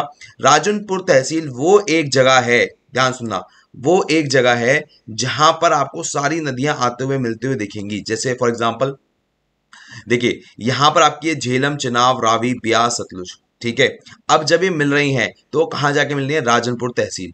पर जरा नोटिस करो, सबसे पहले जो झेलम है वो जाके मिल जाती है चिनाब से, देख पा रहे हो? ठीक है। फिर रावी जाके मिल जाती है आपकी चिनाब से। बात क्लियर है? फिर जो ब्यास है वो जाके मिल जाती है आपकी सतलुज से। क्या मेरी बात समझ में आ रही है? बिल्कुल सर, बिल्कुल एकदम क्लियर हो रही है। तो ठीक है। अगर आपको ये इतनी बात समझ में आ रही है तो थोड़ा सा और थोड़ा डीप में लेके चलते हैं कि ये मिल कहाँ रही है, एग्जैक्ट लोकेशन के बारे में। ठीक है। नाउ अगर हम झेलम की बात करें, ध्यान सुनिएगा, झेलम जो है, इंडिविजुअली बात करें हर नदी के बारे में, झेलम जो है वो वेस्टर्न मोस्ट रिवर है हमारे पंजाब की, जिसके बारे में ऋग्वेद में हमने पढ़ा है। ठीक है। हमने ग्रीक में पढ़ा है, हमने कश्मीर में इसका नाम सुना है, अलग अलग नाम से सुने हमने। अब नाम सुन लो जरा। अगर आप ऋग्वेद में जाओगे तो उसका नाम है वितुस्ता।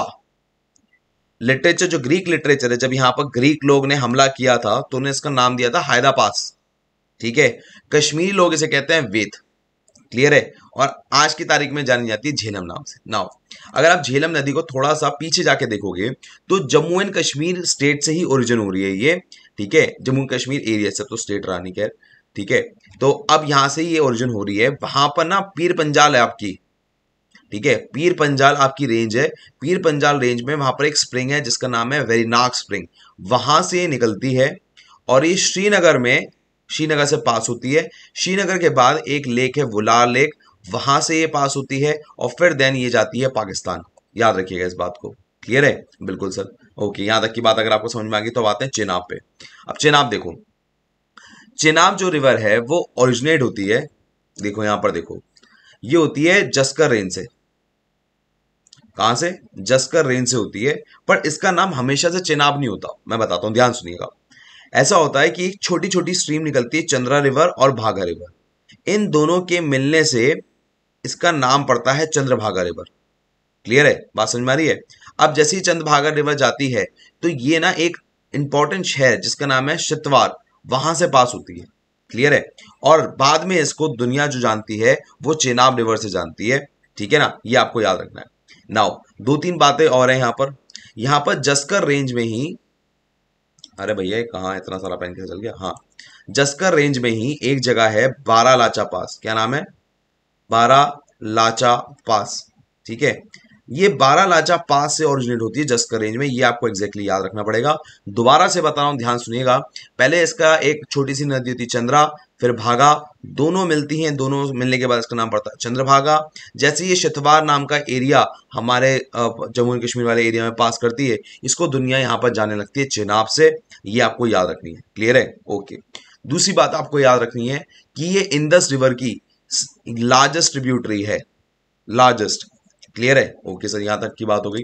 अब यहां से आते हैं रावी रिवर। रावी रिवर पे, रावी रिवर का क्या खेल है? देखिए, रावी रिवर जो निकलती है वो हिमाचल प्रदेश से निकलती है। कहां से? हिमाचल प्रदेश से। हिमाचल प्रदेश में एक जगह है कुल्लू हिल्स, कुल्लू हिल्स से निकलती है इधर की तरफ से, और ये फिर आपको पाकिस्तान में जाते हुए देखेगी। ठीक है, याद रखना, जब हमने जम्मू एंड कश्मीर वाले एरिया की बात की तो खाली दो नदियां थी, इंदस थी और चेनाब थी। क्लियर है? यही दो नदियां जो जम्मू एंड कश्मीर की तरफ से पास हो रही हैं। अदरवाइज जो अब जितनी भी नदियां आएंगी अब वो दूसरे स्टेट से निकलेंगी। तो अब हमने पहली बात करी हिमाचल से रावी नदी की। अब जरा रावी नदी को जरा समझो। रावी नदी आपको यहां पर, अगर आप पिछले वाला मैप देखो जरा यहां पर, ठीक है, रावी नदी पाकिस्तान में जाकर, ठीक है ना, चिनाब से जाके मिल जाती है, और सेम वे झेलम भी चिनाब से जाके मिल जाती है। तो ये नदी का जो भाव है यहाँ पर बहुत ज्यादा हो जाता है। ठीक है, और आप नोटिस करोगे धीरे धीरे बाकी सारी नदियां भी चिनाब में जाके गिर रही हैं। क्लियर है? अब जरा हम किस पे आ गए? ब्यास पे। ध्यान पे देखना जरा, हमने रावी की बात कर ली, रावी के बाद हमारा आ गया भैया ब्यास। अच्छा, अभी ब्यास, ब्यास कहाँ गया भाई? हाँ, ब्यास नदी आ गई। ब्यास जो निकलती है, आपको याद होगा पीर पंजाल से हमने रावी निकाली थी, याद आ रहा है? हाँ जी। अब वहीं से उसके पास एक रेंज है धौलाधार रेंज। धौलाधार रेंज में एक पास है रोहतांग पास। ठीक है, जैसे रावी नदी के लिए था, रावी के लिए नहीं, सॉरी, चेनाब के लिए, चेनाब के लिए था, क्या नाम था, बारालाचा पास। ठीक है ना, यहां पर हमने पढ़ा था ना, देखो जरा, ये बारालाचा पास यहाँ लिखवाया था मैंने कि जहां चिनाब नदी निकलती है वहां बारालाचा पास है। ठीक है, तो अब बारालाचा पास से पीर पंजाल रेंज से निकली थी चिनाब नदी। ठीक है, अब याद रखना दूसरी बात, बहुत ध्यान सुनना मेरी बात, रोहतांग पास से, दोबारा बोल रहा हूं, रोहतांग पास से जो निकल रही है वो है ब्यास नदी। अगर आप ध्यान से देखो इसके जस्ट नीचे लिखा है सतलुज भी निकल रही है, सतलुज भी निकल रही है। तो याद रखना कि ब्यास नदी जो है ये हमारे इंडिया में ही जाके मर्ज हो जाती है सतलुज से, इसका नाम है हरिक्के। क्लियर है? ये बात याद रखो आप, हरिक्के एक जगह है वहां पर जाके ये मिल जाती है। ठीक है, यहां तक की बात हो गई। अब आते हैं सतलुज पे। देखो यार, Sutlej one of the most precious नदियों में से है, जिसमें एंशियंट टाइम में भी इसके बारे में बात की है। ग्रीक लिटरेचर इसको ज़ाराडोस कहते हैं, संस्कृत में से सुतुद्री कहा जाता है। ठीक है, याद रखिएगा। अब मैंने आपको याद होगा, मैंने आपको चाइना से निकलने वाली तीन नदियों का नाम बताया था। एक तो थी सतलुज, दूसरी थी इंदस, और तीसरी है ब्रह्मपुत्रा। याद आ रहा है? हाँ सर, बिल्कुल याद आ रहा है। अब सतलुज भी याद रखो, मानसरोवर लेक से निकलती है। क्लियर है? वहां पर एक पास है जिसका नाम है शिपकिला पास। फिर ये हिमाचल प्रदेश से ये आगे जाती है। और हिमाचल प्रदेश में एक नंदा देवी आपका पर्वत है, नैना देवी, सॉरी नंदा देवी कर रहा हूँ, नैना देवी नाम का एक पर्वत है, वहां से ये पास होती है। क्लियर है। अब इसके बाद मैं आपसे पूछना चाहूंगा यहाँ पर कौन सी स्टेट आएगी, ये आपको कमेंट सेक्शन में डालना है, हिमाचल प्रदेश के तुरंत बाद। और इस स्टेट को पार करने के बाद ये जनाब अपने पाकिस्तान में चली जाती है। बात समझ में आ रही है? देखो जरा मैप देखोगे शायद तुम्हें समझ में जल्दी आएगा।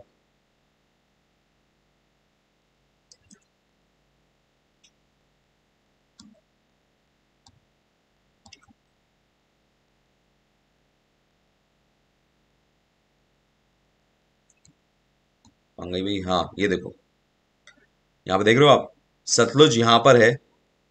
भैया पेन बदलूं जरा। सतलुज भाई साहब यहाँ से चल रही है।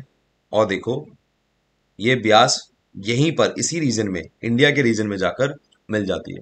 ये रीजन है आपका पंजाब का रीजन है, याद रखिएगा। पंजाब के रीजन में यहां पर मिलने के बाद ये फिर जाती है आपकी कहाँ, पाकिस्तान। क्लियर है, इस बात को याद रखिएगा। तो जरा एक बार फिर से रिवाइज कर ले। हमने ट्रिक करी थी JCBS, ठीक है। एक JCB है तो JCB लिखते हैं, अगर ज्यादा JCB बनानी तो S बना दो, इसके ऊपर डाल दो R, ये बन गया JCBR। क्लियर है, तो ये बात होती है। क्लियर है, यहाँ तक की बात हो गई। अब इस समय याद कैसे किया था भाई, आई से तो इंदस आई, वो तो अलग हो गई। झेलम, चनाब, रावी, ब्यास, सतलुज। क्लियर है। अब जरा देखो, झेलम चेनाब में जाके गिर रही है, झेलम चेनाब में जाके गिर रही है। ठीक है। आपकी जो रावी है, रावी किस में गिर रही है, चेनाब में जाके गिर रही है। क्लियर है, बिल्कुल सर। अब जो आपकी ब्यास है वो किस में जाके गिर रही है, सतलुज। ये पूछा जाता है कौन किसकी ट्रिब्यूटरी है, दोबारा बोल रहा हूँ, कौन किसकी ट्रिब्यूटरी। देखो झेलम कहाँ जाके गिरी, झेलम कहाँ जाके गिरी, चेनाब में। और रावी भी कहाँ जाके गिरी, चेनाब में। ठीक है, बस ब्यास ही है जो सतलुज में जाके गिर रही है। क्लियर है, बिल्कुल क्लियर है। और क्या, बहुत बढ़िया, यहां तक की बात अगर आप समझ चुके हो। अब जरा यहाँ से थोड़ा सा आगे चलते हैं। हमारी सब कुछ हो चुका है, ऐसा कुछ है नहीं जो हमारा बचा हो। ठीक है, इंदस रिवर आपकी प्रॉपर हो चुकी है। एक बार अगर आप इसकी लोकेशन फिर से देखना चाहो तो मजा आ जाएगा, रिवीजन हो जाएगा, बढ़िया मस्त एकदम। देखो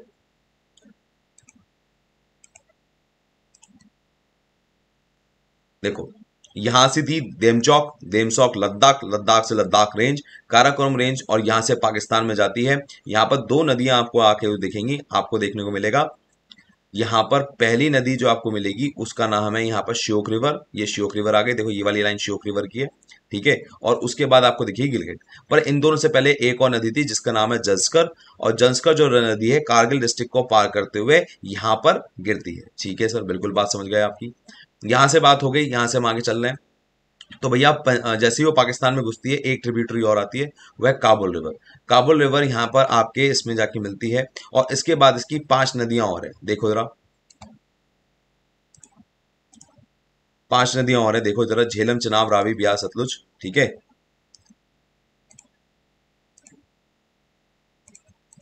देखो झेलम, चनाब, रावी, ब्यास, सतलुज, ये जो 5 नदियां हैं, ठीक है ना, ये जाकर मिल रही हैं राजनपुर तहसील में, जो कि ये पाकिस्तान, ये हमने बात की थी।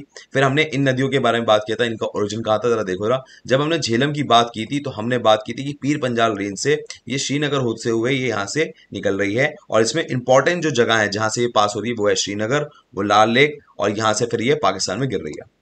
उसके बाद यहां से हम जरा आगे चलते हैं, तो हमने चिनाब नदी की बात की थी।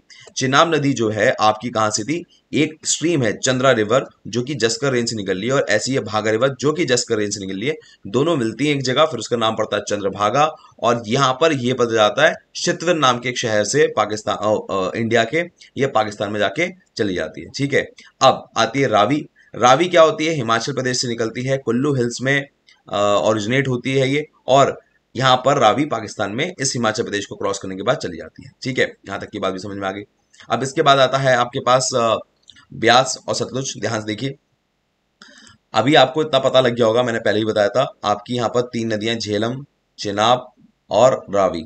ये दोनों, ये झेलम है, सॉरी ये झेलम है, ये चनाब है, ये रावी है, ये तीनों एक ही जगह पर मिल रही हैं, ये आपको पता होना चाहिए, ये हमने बात कर ली थी। अब हमने देखो सतलुज से जो एक ट्रिब्यूटरी मिल रही है वो है ब्यास, जो कि धौलाधार रेंज से निकल रही है, ये आपको पता होना चाहिए। ठीक है, यहाँ तक की बात हुई। फिर हमने बात करी अपनी आखिरी सतलुज नदी के बारे में। सतलुज नदी में हमने एक बात और देखी कि इसका जो ओरिजिन है वो है मानसरोवर लेक, चाइना से ओरिजिनेट होती है ये। ठीक है, शिपकिला पास इससे पास होता है। हिमाचल प्रदेश पार करने के बाद ये हमारी पंजाब के थ्रू जाती है, और पंजाब के थ्रू जाने के बाद ये भैया किस में मिल जाती है, ये पाकिस्तान में जाके मिल जाती है। क्लियर है? तो फाइनली हमारा जो आखिरी जो इमेज बनेगी हमारी, वो कौन सी बनेगी? वो हमारी बनेगी ये वाली। चेक करें जरा एक बार। हम बात करें ब्रह्मपुत्र रिवर के बारे में, तो ब्रह्मपुत्र रिवर यार बड़ी खास नदी है। ठीक है, अब इसके बारे में अगर तुम जितना जानोगे ना, तुम्हें लगेगा यार कम ही पता है, क्योंकि जितना तुम गूगल सर्च करोगे तुम्हें पता लगेगा यार इसके में तो और भी नॉलेज है। तो इसको ना हम उतना ही पढ़ेंगे जितना एग्जाम पॉइंट ऑफ व्यू से इंपॉर्टेंट है, अदरवाइज बाकी हम स्क्रैप कर देंगे, वरना बाकी सब बेकार है। ठीक है, अब जरा हम इसकी नदी की बात करते हैं, तो ये आपकी चाइना में तिब्बत से, भूटान में इसकी कुछ ट्रिब्यूटरीज इसके जाके ज्वाइन करती हैं, और लास्ट में इंडिया में, और फाइनली बांग्लादेश में जाकर ये गिर जाती है नदी है। अब जरा इस नदी को अगर आप कई जगह से जानो ना, जैसे फॉर एग्जांपल बांग्लादेश में से कहा जाता है जमुना, क्या कहता है? जमुना। इंडिया में कहते हैं ब्रह्मपुत्रा। और यहाँ पर जो आपका ये वाला जो पार्ट है तिब्बतन वाला पार्ट, यहाँ पर कहते हैं सांगपो। सांगपो इस नदी का नाम है। ठीक, अब यहाँ पर हम आगे बढ़ रहे हैं, तो देखो ये ना बहुत ही ज्यादा पानी एरिया, मतलब पहले एरिया कवर करती है, और वो है 5,80,000 स्क्वायर किलोमीटर। ठीक है, ये मैं सिर्फ आपको एज अ फैक्ट बेस बता रहा हूँ, एग्जाम में इंपॉर्टेंट नहीं है, बट ये पता होना चाहिए कि कितना पानी ये अपने साथ लेकर आ रही है। ठीक है ना, आप इंडिया में खाली देखो तो करीबन 2 लाख स्क्वायर किलोमीटर पानी अपने साथ लेकर आ रही है। इसके बाद हम जरा थोड़ा और आगे बढ़ते हैं, तो बढ़ते बढ़ते हमारी जो कहानी बढ़ती है, तो आप यहाँ पर देखोगे कि इसके ओरिजिन पे बढ़ती है। इसके ओरिजिन के बारे में अगर बात करें, तो ये एक जगह है आंगसी। आंगसी ग्लेशियर से कहते हैं इसका ओरिजिन होता है। दूसरा है च्योमद्योंग, वहां से उसका मानते हैं उसका ओरिजिन होता है। और लास्ट है कुबी ग्लेशियर, वहां से उसका ओरिजिन माना जाता है। ठीक है, बट पॉपुलरली माना जाता है कि जो च्योमद्योंग नाम का ग्लेशियर है, वहां से मेन इसकी स्ट्रीम जाके प्रोड्यूस हो रही है, रेदर देन आंगसी से या कुबी ग्लेशियर से। क्या मेरी बात समझ में आ रही है? बिल्कुल। अब च्योमद्योंग ग्लेशियर के पास ही आपको एक लेक मिलेगी जिसका नाम है लेक मानसरोवर। ठीक है, माना जाता है कि लेक मानसरोवर का भी बहुत बड़ा हिस्सा च्योमद्योंग ग्लेशियर के साथ जाके मिलता है, और फिर जाके ब्रह्मपुत्र का जन्म होता है। ठीक, अब आपको याद रखना है इस बात को कि लेक मानसरोवर का जो दूसरा नाम चाइना में या तिब्बतन एरिया में है, वो है मैपांग युत्सो। क्या नाम है? मैपांग युत्सो।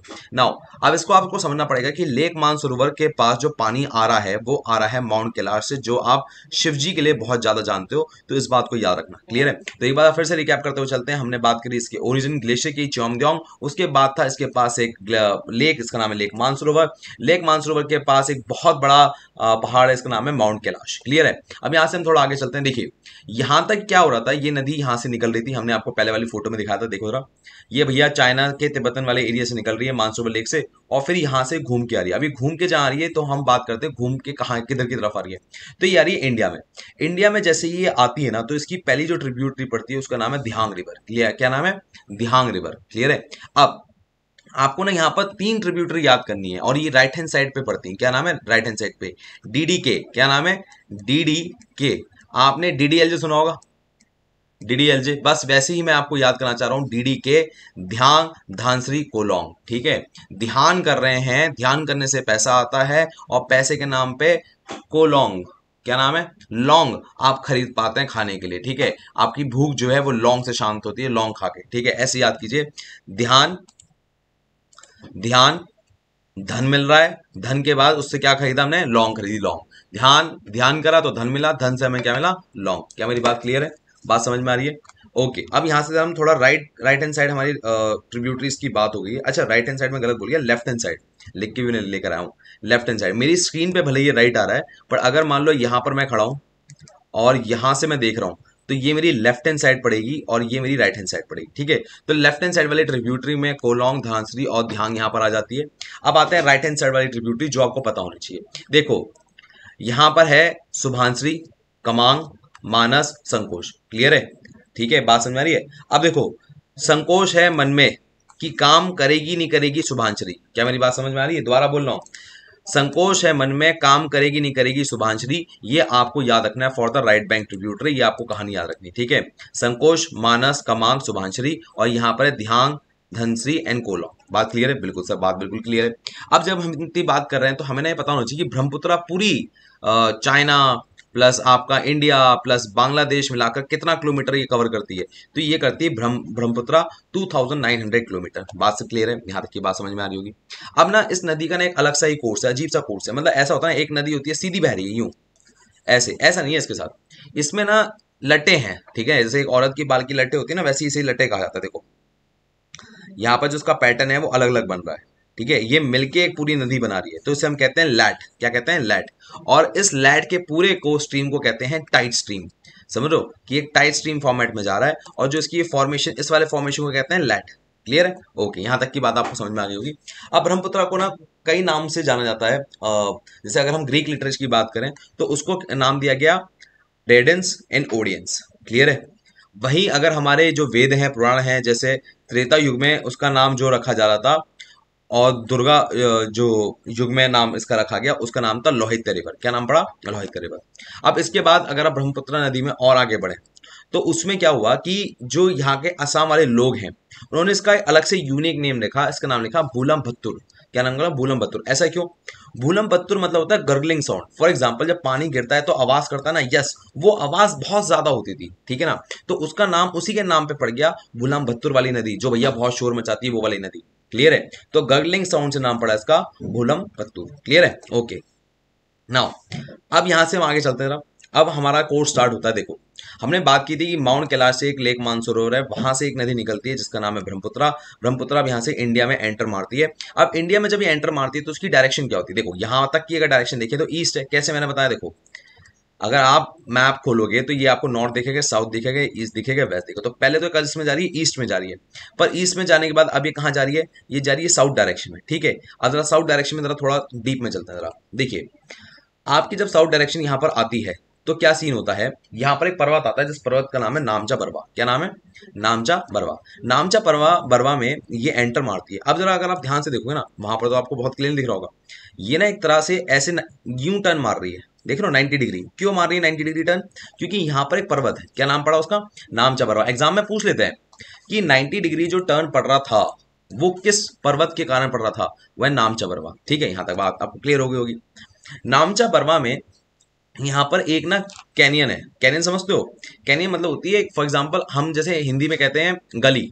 भाई, एक बहुत बड़ी बड़ी यहाँ पर मकाने हो गए, दोनों साइड मकान हो गए, और इस मकान के बीच में क्या है? एक छोटी सी गली। ऐसी तरह जो नदी की गली होती है दोनों पहाड़ों के बीच में, दोबारा बोल रहा हूँ, एक गली से होती है दोनों पहाड़ों के बीच में, उसे हम कहते हैं कैनियन।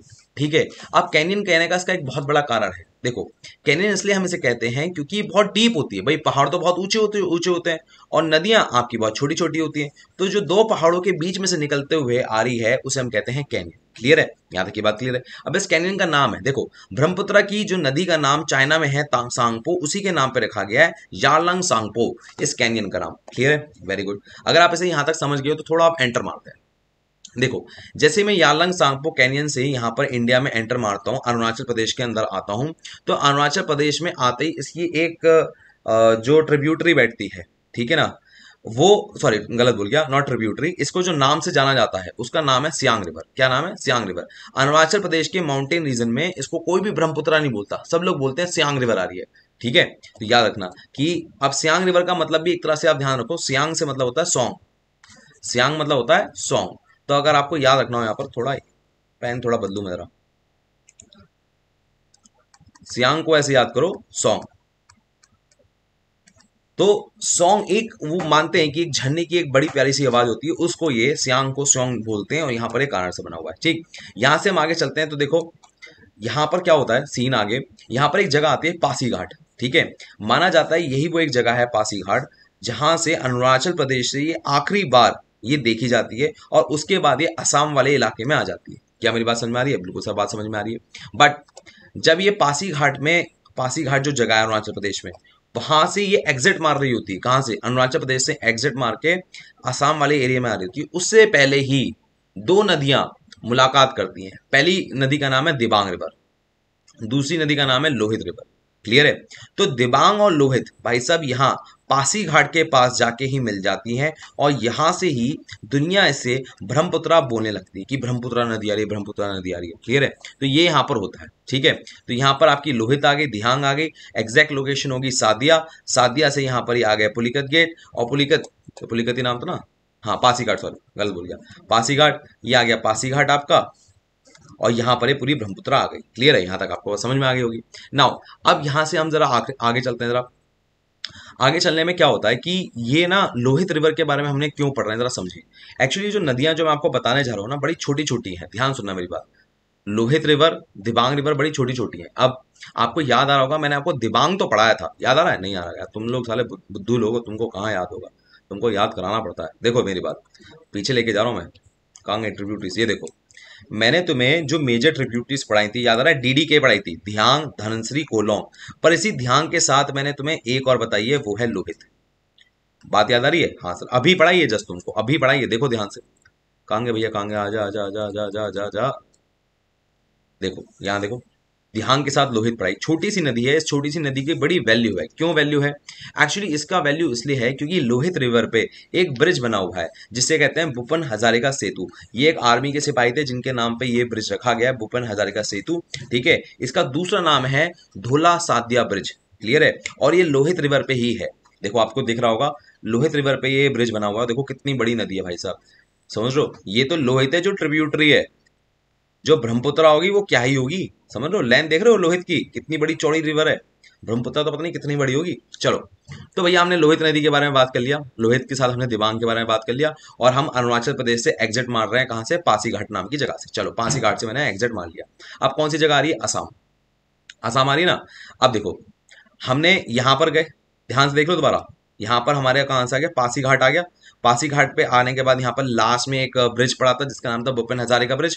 तो इसी ब्रिज को क्रॉस करके हम असम में आ गए। दोबारा बोल रहा हूँ, इसी ब्रिज को क्रॉस करके हम असम में आ गए। और जैसे ही हम असम में आते हैं तो हमें क्या देखने को मिलता है कि भैया जैसे ही असम में हम आ रहे हैं तो दो जगह नाम है, एक का नाम है डिब्रूगढ़ और दूसरे का नाम है धेमाजी। डिब्रूगढ़ और धेमाजी। अब जरा डिब्रूगढ़ और धेमाजी को ध्यान सुनो। इन दोनों के बीच में एक ब्रिज बना हुआ है, इन दोनों के बीच में एक ब्रिज बना हुआ है। ब्रिज दिखाता हूँ भैया, ब्रिज। अबे इनका जा, हाँ, डिब्रूगढ़ और धेमाजी के बीच में एक ब्रिज बना हुआ है जिसका नाम है बोगीबील ब्रिज। क्या नाम है? बोगीबील ब्रिज। ये आपको दिख रहा होगा।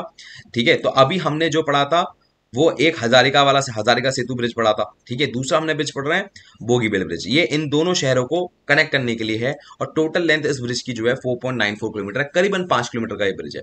नाउ जैसे ही हम इससे आगे बढ़ते हैं ना तो हमें एक चीज देखने को मिलती है जिसका नाम है मजुली आइलैंड। बड़ा ही फेमस आइलैंड है ये एकमात्र ऐसा आइलैंड है इंडिया के अंदर, एकमात्र ऐसा आइलैंड है इंडिया के अंदर जिसके आसपास ओशन नहीं है पर फिर भी इसे आइलैंड कहा जाता है। क्यों, मैं समझाता हूँ। देखिए, ये हमारी ब्रह्मपुत्र रिवर है, दिख रही है आपको मेन कोर्स वाली जो दिख रही है, ये कौन सी है? ब्रह्मपुत्र रिवर। अब जब ब्रह्मपुत्र रिवर जा रही थी ना तो इसके साथ एक ट्रिब्यूटरी आ रही थी जिसका नाम है केरू कोतिया सूती। क्या नाम है? केरू कोतिया सूती। ये नाम की जो रिवर है ये ऐसे करके जा रही है और इसने ना इस पूरी जगह को एक तरह से ना लैंडलॉक बना दिया है। मतलब इसके इधर भी पूरा पर ओशन प्रॉपर रिवर है और इधर भी प्रॉपर रिवर है। तो ये चारों तरफ से ना रिवर से पूरी घिरी हुई है, दोनों तरफ से पूरी तरह से लॉक्ड है। पानी ही पानी है चारों तरफ, बिना पानी को क्रॉस करे आप इस मजुली नाम की जगह पर नहीं आ सकते, इसलिए इसे आइलैंड कह दिया गया है। और ये दुनिया का सबसे बड़ा आइलैंड है, वर्ल्ड लार्जेस्ट रिवर आइलैंड है ये, याद रखिएगा, इसलिए एग्जाम में बहुत बार आता है मजुली आइलैंड। क्लियर है? वेरी गुड, यहां तक की बात क्लियर हुई। अभी मजुली आइलैंड आप देख रहे हो, इसकी फोटो है यहाँ पर ये। ठीक है, अब मजुली आइलैंड के साथ ना एक बात और खास बात होती है, ध्यान सुनिएगा। एक तो यहाँ पर केरू कोतिया सूती नाम की चीज है। केरू कोतिया सूती क्या है कि यहाँ से एक नदी, यही ब्रह्मपुत्र नदी है, यही टूट गई है और ये टूट के ये दूसरे पार्ट में आ गई है और ये ऐसे कर दिया है। ये प्रॉपर जॉइंट है यहाँ पर। क्लियर है? यहाँ पर दिखा नहीं रखा, मैं जॉइंट करके दिखा रहा हूँ आपको। ठीक है, इसी के साथ ना एक नदी और आती है जो कि मेघालय से आ रही है। ठीक है, इसका नाम है सुभानश्री रिवर। क्या नाम है? सुभानश्री रिवर। और ये ब्रह्मपुत्र की राइट साइड वाली ट्रिब्यूटरीज। अब तुमको याद नहीं आ रही होगी सुभानश्री। अब बुंधो क्या, कैसे बच्चों यार तुम, ये देखो आगे बे भग गई। अभी तो पढ़ा रहा था मैं, तो पढ़ाने का टाइम होगा तभी चीजें नहीं मिलती, पता नहीं क्या चक्कर है। भगवान ही नहीं चाहता पढ़ाई करो, नहीं तो कभी कभी ऐसा लगता है। अभी बेइज्जती मारनी थी मुझे, बेइज्जती मारने के लिए नदियां नहीं मिल रही, बताओ। बेइज्जती बेइज्जती बेइज्जती बेइज्जती बेइज्जती बेइज्जती, आज आ गए बेइज्जती। देखिए भाई साहब, बेइज्जती के बारे में बात करें, देखिए यहाँ पर देखिए शुभांश्री रिवर के बारे में बात कर रहे थे। क्लियर है? ये शुभांश्री रिवर आपकी पड़ जाती है, ध्यान से देख लो इसे। ठीक है, शुभांश्री हो गई, कामयांग आ गया, कामयांग मानस आ गया, मानस के बाद संकोच आ गया। याद रखना, आसाम में जाके गिर रही है, आसाम में जाके गिर रही है, आसाम में जाके। क्लियर है? तो भैया इस बात को ध्यान रखिए जरा। ठीक है, अब जरा यहाँ से हम थोड़ा आगे चलते हैं जरा। अब शुभांश्री हमने पढ़ ली, दोबारा बोलता हूं मैं, आगे भी शुभांश्री, आजा भाई शुभांश्री, आजा आजा आजा आजा आजा आजा। हाँ जी, शुभांश्री रिवर हमने पढ़ ली। ठीक है ना। अब जब शुभांश्री रिवर हमने पढ़ ली, शुभांश्री रिवर के बाद हमारी जो दूसरी नदी आएगी वो है धनश्री। क्या नाम है? धनश्री नाम की नदी आएगी। आपको याद होगा, मैंने आपको पढ़ाया भी था, ठीक है ना। ये आपकी लेफ्ट बैंक ट्रिब्यूटरी आपको बताई थी मैंने, धनश्री, ठीक है। इसी के बाद एक दूसरी और आएगी जिसका नाम है दीकू। क्या नाम है? दीकू। याद रखना है आपको। मैंने आपको धनश्री के बाद कोलोंग कराई थी, अगर आपको याद आ रहा हो तो। देखो भैया, मैंने ऐसे पूरी ब्रह्मपुत्र वाली नदी कराई थी ऐसे करके। यहाँ पर पढ़ाया था धनश्री, यहाँ पर क्या बताया था, सॉरी, यहाँ पढ़ाया था ध्यान, यहाँ पढ़ाया था धनश्री, धनश्री के बाद पढ़ाया था कोलोंग। अब याद रखो कि धनश्री, दोबारा बोल रहा हूँ, सॉरी, ध्यान, धनश्री के बाद यहाँ पर एक छोटी सी नदी आती है जिसका नाम है डीकू। क्या नाम है? डीकू। समझ में आ रही है? डीकू नदी है, आपको याद रखना है। कोलोंग से जस्ट पहले छोटी छोटी नदियां, थोड़ा सा याद करना पड़ेगा, मेजर आपको बता रहा हूँ, ठीक। अब यहां तक आप बात समझ में आ गए। अब यहाँ पर एक और एक नदी आती है जिसका नाम है जिया भुरली। क्या नाम है? जिया भुरली, जो कि तेजपुर नाम की एक जगह है, वहां जाकर ये आके टपकती है। अब मेरी बात ध्यान सुनो, बहुत ध्यान सुनो, बहुत ध्यान से मेरी बात। ये चीज बड़ी स्पेसिफिक है। मैं इतनी छोटी छोटी नदियां क्यों करा रहा हूं? क्योंकि ये नदियां आपको एग्जाम में आते हुए देखेंगी। देखो, ये जो तेजपुर वाला इलाका है, इस वाली जगह पे जहां पर जिया भुरली नाम की नदी आके बह रही है, यहाँ पर फर्स्ट केम रोड ब्रिज था। मतलब यहाँ पर रेलवे भी जाता है और यहाँ पर रोड्स भी जाती हैं, दोनों एक साथ हैं। और ये जवाहरलाल नेहरू जी ने बनाया था यहाँ पर first cum rail road bridge, ठीक है। अब जैसे ही आप इस जगह को जाते हैं, कहां पर? तेजपुर को पास करते हैं, तो आप असम के एक महत्वपूर्ण शहर गुवाहाटी के को क्रॉस करते हुए जाते हैं। और जैसे ही गुवाहाटी को आप क्रॉस करते हैं, ठीक है ना, गुवाहाटी को क्रॉस करने के तुरंत बाद ही आपको यहां पर एक जगह दिखेगी, दुबरी, ठीक है। दुबरी में संकोश रिवर आकर आपको मिल रही होती है। याद आ रहा है आपको, मैंने संकोश रिवर कराई थी। और इसके बाद था मानस रिवर आपको मिल रही है। अब भैया यहां से बड़ी स्ट्रैटेजिकल इंपॉर्टेंट चीज हो जाती है। अब मुझे याद है कि आप भूल गए होगे, देखो जरा, ये थी रिवर, एक दो तीन चार, संकोश मन में है, संकोश मन में है, ठीक है। इसके बाद हमने क्या करा था? संकोच मन में होने के बाद कहाँ गई? संकोच मन में कहा, अरे कहाँ गई? दिखा दूं पहले तुम्हें दिखा दूंगा तो चैन मिल जाएगा तुम्हें, वरना तुम कहोगे सर दिखाया नहीं आपने ढंग से। ये देखो, संकोच मन में है कि काम करेगी शुभांश्री की नहीं करेगी। दोबारा बोल रहा हूँ, संकोच मन में है, काम करेगी शुभांश्री नहीं करेगी, ठीक है। तो भैया यहीं पर हम आ चुके हैं। देखो, यही बात दोबारा दिखा रहा हूँ, बार बार दिखा रहा हूँ बेटा, ये गड़बड़ नहीं होनी चाहिए एग्जाम में। अगर तुमने राइट लेफ्ट बैंक ट्रिब्यूटर में गलती करी तो गड़बड़ करोगे, समझ लो मेरी बात। चलो देखो भाई, ये आ गया, हाँ जी, यहाँ पर आ गए। तो हमने संकोच वाले पे आ गए। देखो जरा, मानस पहले बैठी, मानस के बाद बैठी संकोच, ठीक है। मानस जो है जोगी होपा नाम की जगह पर जाके मिलती है, और वहीं जो है संकोच जाके मिलती है धुबड़ी नाम की जगह पर। क्लियर है? अब देखो, यहां से ध्यान से देखो, सादिया तुमने एक जगह पढ़ी थी, दोबारा बोल रहा हूं, सादिया तुमने एक जगह पढ़ी थी जो कि अरुणाचल प्रदेश में है, ठीक है। और दूसरी पढ़ी है संकोश, जो कि यहाँ दुबरी वाली जगह पर है, ठीक है। संकोश नदी का नाम है। इन दोनों से मिलके बनता है नेशनल वाटर हाईवे 2। अब इस हाईवे का मतलब क्या है? देखो, जैसे आपका रोड का हाईवे होता है, रोड पे हाईवे होता है ना, उसमें जाते हैं ट्रक, इसमें जाते हैं शिप, ट्रांसपोर्ट करने के लिए। क्लियर है? आप कभी वरना नॉर्थ ईस्ट में आपको इतने सारे और रेलवे स्टेशन नहीं मिलेंगे जितने यहाँ पर नेशनल वाटर हाईवेज मिलेंगे। तो इस चीज का इस्तेमाल करा जाता है यहाँ पर। क्लियर है? तो याद रखिएगा, दुबरी और सादिया, इन दोनों के बीच में नेशनल वाटर हाईवे 2 आके बैठता है। क्लियर है? यहां तक बात हो गई है। तो अब जरा देखिए, हमारे अरुणाचल प्रदेश से जाते जाते क्या हो गया। अरुणाचल प्रदेश से जब हम निकल रहे थे तो यहां से ये मेघालय से जाते जाते ये यहां से यूं आ रही थी, ये ऐसे बैठती है। क्लियर है? और इसका एक पार्ट यूं भी जाता है, ठीक। तो हमने कौन कौन से स्टेट कवर करें? हमने अरुणाचल प्रदेश खत्म करा है, आसाम यहाँ पर हमने खत्म करा है। फिर मेघालय से अगर आपको याद आ रहा हो तो शुभांश्री नाम की नदी आ रही थी। याद आ रहा है आपको? हाँ सर, बिल्कुल आ रहा है, ठीक है। अब शुभांश्री के बाद यहाँ पर आपके पास इधर आप आ जाएंगे वेस्ट बंगाल के अंदर। अब जब वैसे ही जैसे ही आप वेस्ट बंगाल के अंदर एंट्री करने वाले होते हैं, तभी सिक्किम से एक नदी निकलती है जिसका नाम है तीस्ता रिवर, ठीक है। रंगपुर नाम के डिस्ट्रिक्ट में, जो कि वेस्ट बंगाल में है, वहां से जाकर, नहीं सॉरी, बांग्लादेश में, नॉट वेस्ट बंगाल में, बांग्लादेश में है, वहां जाकर ये गिरती है, ठीक है। और इसका नाम पड़ जाता है जमुना रिवर। अब मेरी बात ध्यान रखना, काफी लोग मुझे कहते हैं कि सर आपने गलत पढ़ाया था। मैंने कहा गलत नहीं पढ़ा हूं, ध्यान सुनो, सही पढ़ा रहा हूं, तुम्हें पता होना चाहिए। अगर आपको सौरव ऑफ बिहार कहा जाए, क्या कहूं, सौरव ऑफ बिहार कहा जाए तो आप बोलेंगे कोसी रिवर। क्लियर है? बट अगर आपको कहा जाए सौरव ऑफ बांग्लादेश तो उसे कहेंगे तीस्ता रिवर, या कई बार इसे कहते हैं sorrow of Bengal. Sorrow of Bengal भी कहा जाता है इसे। क्यों कहा जाता है? कि तीस्ता नदी में इतना पानी भर जाता है जिसकी वजह से बांग्लादेश के अंदर आपको बाढ़ देखने को मिलती है। तो इसे सौरो ऑफ बंगाल या सौरो ऑफ बांग्लादेश भी कहा जाता है। क्लियर है? तो इस बात को आप थोड़ा गूगल पर सर्च करेंगे तो आपको मिल भी जाएगी ये बात। ठीक है, चलिए यहां तक की बात हुई, यहां से हम थोड़ा और आगे बढ़ते हैं। अच्छा, एक बार आपके लिए सारी रिवर बना दें, देखो जरा, सारी रिवर बना दें तुम्हें, है तुम्हारी भी नॉलेज चेक हो जाएगी। देखो जरा, अगर हम नदियों की बात करें तो ये यहाँ से आपका आ गया अरुणाचल प्रदेश, ये यहाँ से आके यूं गिर गई। अभी हमने पढ़ी है तीस्ता रिवर, याद आ रही है तीस्ता रिवर? यस सर, बिल्कुल तीस्ता रिवर याद आ रही है। यहाँ पर है ध्यान, ध्यान, दूसरा क्या है ध्यान के बाद? धनश्री, और तीसरी क्या थी यहाँ पर? कोलोंग। याद आ रही है आपको? और यहाँ पर हमने क्या पढ़ी थी? हमने पढ़ा था संकोश, उसके बाद मानस, फिर के से पढ़ी थी, बताओ कमेंट सेक्शन में, और फिर काम से था काम। ठीक है, काम करेगा नहीं करेगा, और लास्ट है अपना शुभांश्री, शुभांश्री काम करेगी नहीं करेगी, ये हमने पढ़ी थी। क्लियर है?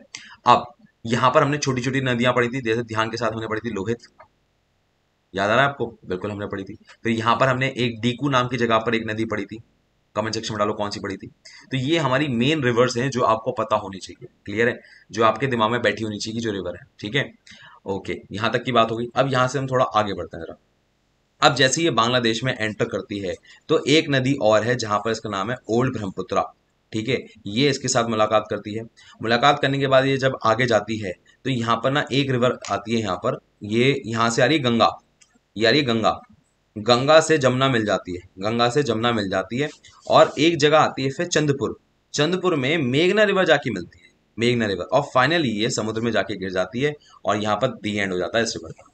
क्लियर है? तो ये थी पूरी ब्रह्मपुत्रा। आई होप आपको समझ में आई हो और आपको मजा भी आया। अब आते हैं भैया पेनिनसुलर रिवर सिस्टम में। पेनिनसुलर रिवर सिस्टम में भैया क्या सिस्टम होता है कि हमें ना ऐसे ऐसे ट्रिब्यूटरी हमने पढ़ी हैं इसके अंदर, हिमालयन कुछ नहीं होता यहाँ पर। ठीक है ना, यहाँ पर सिर्फ दो ही चीजें होती हैं जो आपको पता होनी चाहिए। एक होती है एस्चुरीज और दूसरी होती है डेल्टा, डेल्टा और एस्चुरीज। अब देखो भाई, डेल्टा एस्चुरीज का क्या सीन है, बात ध्यान समझो। डेल्टा एस्चुरीज के अंदर,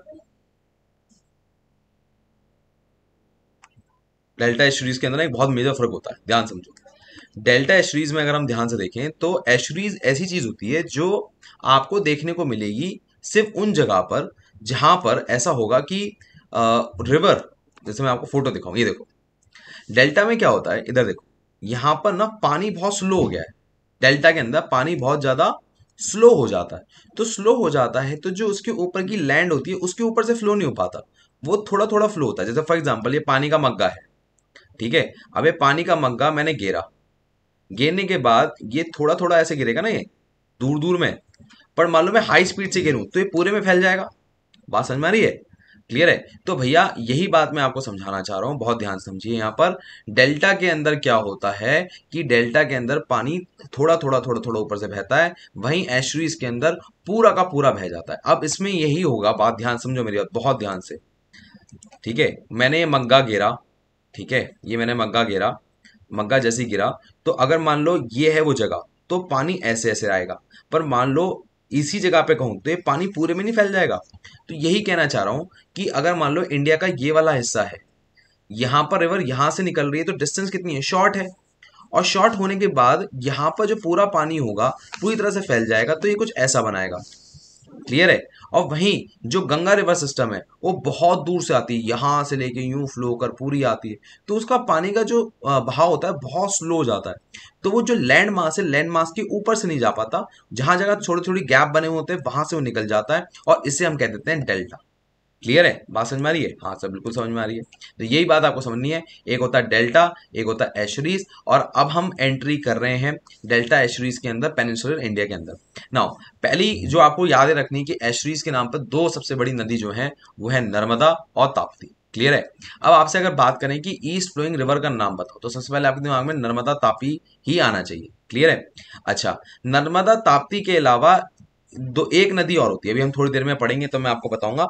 ठीक है, पर अभी याद रखो टोटल 3 नदियां होती हैं जो वेस्ट की तरफ फ्लो करती हैं, बाकी जितनी भी नदी होती हैं वो ईस्ट की तरफ फ्लो करती हैं। जैसे पहली नदी महानदी, गोदावरी, कृष्णा, कावेरी। ठीक है, ठीक है। महान है भगवान, भगवान है कृष्ण जी, और कृष्ण जी के सबसे ज्यादा प्यारा कौन है? कावेरी। ठीक है ना, याद रखना, इस तरह से तुम्हें याद रहेगा। ठीक है ना, महान कौन है? भगवान, भगवान कौन है?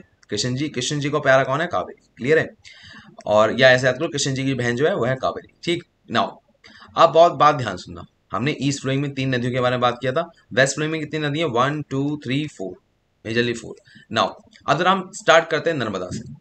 नर्मदा जो रिवर है वो अमरकंटक हिल से निकलती है। कहाँ से निकलती है? अमरकंटक हिल से। उसका दूसरा नाम रेवा रिवर भी है। विंध्या रेंज के पैरल चलती है और सतपुरा रेंज के पैरल चलती है। ठीक है, और जो अमरकंटक हिल है वो मैकाल रेंज जो एक पहाड़ी है वहां पर है ये। ठीक है, नर्मदा जो है छत्तीसगढ़ के बॉर्डर से निकल रही है, मध्य प्रदेश को पूरा क्रॉस कर रही है, हल्का सा महाराष्ट्र को भी टच करती है और फिर गुजरात में जाके गिर जाती है। क्लियर है? गुजरात में जहां जाके गिरती है उसका नाम है गल्फ ऑफ केम्बाड़, और ये 1300 किलोमीटर लंबी नदी है। क्लियर है? इसमें दो इंपॉर्टेंट चीजें हैं। पहली बात यह है कि सबसे बड़ा शहर जो यहाँ पर क्रॉस करती है वो है जबलपुर। ठीक है, उसके बाद यहाँ पर 3 ऐसे डैम है जो आपको पता होना चाहिए। पहला है इंदिरा गांधी सागर डैम, दूसरा है महावेश्वर डैम, ठीक है ना, और तीसरा है सागर सरोवर डैम। अब भैया इसको याद करना बड़ा इंपॉर्टेंट, ध्यान सुनिएगा मेरी बात। इंदिरा गांधी, ठीक है, इंदिरा जी, माहेश्वर, सरदार। ठीक है ना, यहां पर याद रखो, इंदिरा जी जो कि महान औरत थी, उनको एक सरदार के द्वारा मारा गया था गोली मार के। क्लियर है? ऐसे याद रखो, आपको याद रहेगा। ठीक है ना, किसी भी ये सेंटिमेंट को नहीं हर्ट कर रहा, बस याद करने के लिए। ठीक है ना, इंदिरा गांधी जो कि महान औरत थी, उसको सरदार नाम के एक आदमी ने मार दिया था। ये आपको तीनों डैम याद रहेंगे। ठीक नाउ, अब आते हैं तापी पे। तापी में क्या होता है? तापी में एक मल्टी रिजर्व फॉरेस्ट है। ठीक है ना, वहां से निकलती है ताप्ती रिवर। क्लियर है? अब ताप्ती रिवर जब निकलती है तो वो second largest west flowing river के नाम पे आती है। ठीक है, अब सेकेंड लार्जेस्ट ये जो फ्लोइंग रिवर है ये मध्य प्रदेश, महाराष्ट्र और गुजरात को पार करके निकलती है। ठीक है ना, और इसके पास ना 3 रेंजेस बहुत इंपॉर्टेंट है, सतपुरा रेंज, अजंता रेंज, और तीसरा है सतमाला रेंज। ठीक है, तो सतमाला को सटमोला से याद कर लो, याद रहेगा तुम्हें। ठीक है, सेट बैठना और अजय ऐसे याद कर लो। अजय बैठा हुआ है सतमोला खा के, अजय बैठा हुआ है सतमोला खा के, तो आपको याद रहेगा कि अजंता है, सतपुरा है और सतमोला है। ठीक है ना, सतमोला रेंज। नाउ यहां से हम जरा थोड़ा आगे चलते हैं। अगली चीज है, इसी चीज पे डैम है। एक है उकाई डैम और दूसरा है ककरा एटॉमिक पावर। ठीक है, तो याद रखिएगा, यहां पर मैंने इसे याद कर रखा है यूके।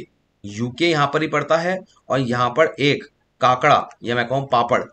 ठीक है ना,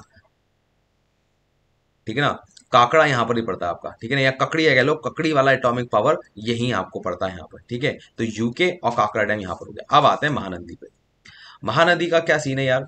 महानदी पे आपका ना एक क्वेश्चन मार्क वाली फिगर बनती है, देखो जरा। शिवा से निकलती है, फिर रायपुर, रायपुर से महानदी, और महानदी के बाद ही गिर जाती है यहाँ पर। क्लियर है? अब यहां से जरा हम आगे चलते हैं। अब इसमें कुछ मेजर सिटी हैं जो आपको पता चाहिए। दुर्ग, रायपुर, महानदी, कटक, ये मेजर शहर हैं जो आपको याद रहना चाहिए इसके साथ। अब स्टेट याद हो गए, पहला था छत्तीसगढ़, दूसरा था उड़ीसा। यहां से हम थोड़ा और आगे बढ़ते हैं, तो यहाँ पर पहला एक जो मेजर डैम है वो है हीराकुंड डैम। बहुत आपने न्यूज में सुना होगा, बहुत न्यूज में रहता है ये हीराकुंड डैम। क्लियर है?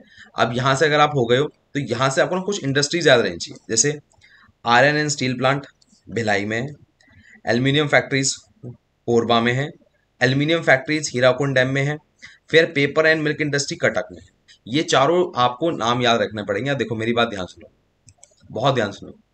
ठीक है ना, पिलाई आपकी आयरन रॉड से करी गई है, कोबरा आपका जो एल्यूमिनियम फॉयल वाला होता है जिसमें आप खाना खाते हैं उसमें बैठा हुआ है। ठीक है ना, एल्यूमिनियम के अंदर, ये एल्यूमिनियम फॉयल के अंदर आपने हीरा छुपा रखा है, हीराकुंड डैम हो गया। कटक पेपर से आपका हाथ कट गया तो आपको याद रहेंगी। अब मैंने आपको सारी चीजें याद करा दी है, बस आपको याद रिवाइज करनी है। आयरन से पिलाई हुई थी, कोबरा एल्यूमिनियम फॉयल में बैठा था, हीरा एल्यूमिनियम में है, और पेपर से हाथ कट गया था। क्लियर है? ओके, यहाँ पर कोल, आयरन और मैग्नीज, 3 चीजें यहाँ पर बहुत ज्यादा मिलती हैं, ये आपको याद रखना है। ठीक है, अब आते हैं यहाँ पर आगे, course of Godavari river. Godavari river का भैया क्या सीन होता है, ध्यान सुनिएगा मेरी बात। गोदावरी रिवर यहाँ पर ना दक्षिण गंगा के नाम से जानी जाती है। ठीक है ना, दक्षिण गंगा के नाम से जानी जाती है क्योंकि वो वहाँ यहाँ की सबसे बड़ी नदी है। अब गोदावरी यहाँ पर टोटल लेंथ लेके बैठी है 1465 किलोमीटर, और ये नासिक से निकलती है, महाराष्ट्र से निकलती है यहाँ पर आपकी, और इसमें हिल का नाम है त्रिंबक हिल। त्रिंबक हिल से निकलते हुए ये यहाँ पर, हाँ जी, यहाँ से निकलते हुए कुछ प्रोजेक्ट है मेजर जो ये पूरे करती है, जैसे फॉर एग्जांपल श्री राम का प्रोजेक्ट, सादरमत प्रोजेक्ट, फिर है कालेश्वरम प्रोजेक्ट, और इचीमलम इचीपलाई प्रोजेक्ट, और लास्ट है पोलावरम प्रोजेक्ट। ठीक है, ये सारे प्रोजेक्ट जो कि वाटर हाइड्रोलिक प्रोजेक्ट हैं, ये सारे प्रोजेक्ट करते करते ये यहाँ पर जाके गिरती है। ठीक है, यहाँ तक की बात आपको समझ में आ गई होगी। नाउ जब हम इस नदी की बात करते हैं तो ये नदी कुछ ऐसे जाती है, महाराष्ट्र, छत्तीसगढ़, आंध्र प्रदेश, उड़ीसा। दोबारा देखिए जरा, देखो जरा, महाराष्ट्र, फिर यहाँ से आता है छत्तीसगढ़, आंध्र प्रदेश, उड़ीसा, इस तरह से चलती है, महाराष्ट्र, छत्तीसगढ़, आंध्र प्रदेश, उड़ीसा। इन चीजों को पार करते हुए पूरी नदी यहाँ पर बनती है आपकी, आपको ये बात याद रखनी है। ठीक है, नाउ यहाँ से अगर आपका काम हो गया है, फिर अब यहाँ से हम थोड़ा सा आगे बढ़ते हैं कृष्णा पे। ठीक है, सबसे पहले हमने बात करी महानदी की, गोदावरी की, अब महाराष्ट्र की आखिरी नदी है जो है वो है कृष्णा। कृष्णा नदी यहाँ से जब निकल रही है तो आप देख लोगे कर्नाटका, तेलंगाना, तेलंगाना के बाद यहाँ पर आपके पास आंध्र प्रदेश में गिर रही है। ठीक है, अब इसमें एक बात समझनी है आपको कि बहुत ही फेमस जगह है महाबलेश्वर, वहां से ये नदी निकलती है। क्लियर है, वहां से निकलती है और कृष्णा के पास कृष्णा रिवर यहाँ जाके आपका डेल्टा बना के गिरती है। नाउ जब जब यहाँ से गिर रही है, मेरी बात ध्यान सुनना, तो यहाँ पर एक बहुत ही इंपॉर्टेंट डैम है जिसका नाम है नागर अर्जुना सागर डैम।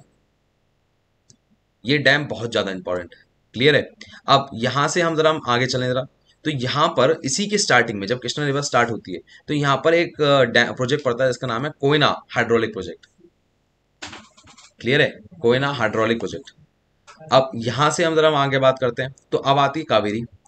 कावेरी जो है कर्नाटका से निकलती है, और कर्नाटका से निकलने के बाद ये तमिलनाडु में जाके गिरती है, तो 2 स्टेट यहाँ पर कवर करती है, ये बात आपको याद रखनी है। वहीं जब हमने अभी कृष्णा की बात की थी तो कृष्णा के केस में भैया 3 स्टेट्स थे, 3 से 4 स्टेट से, महाराष्ट्र, कर्नाटका, तेलंगाना, आंध्र प्रदेश, याद रखना।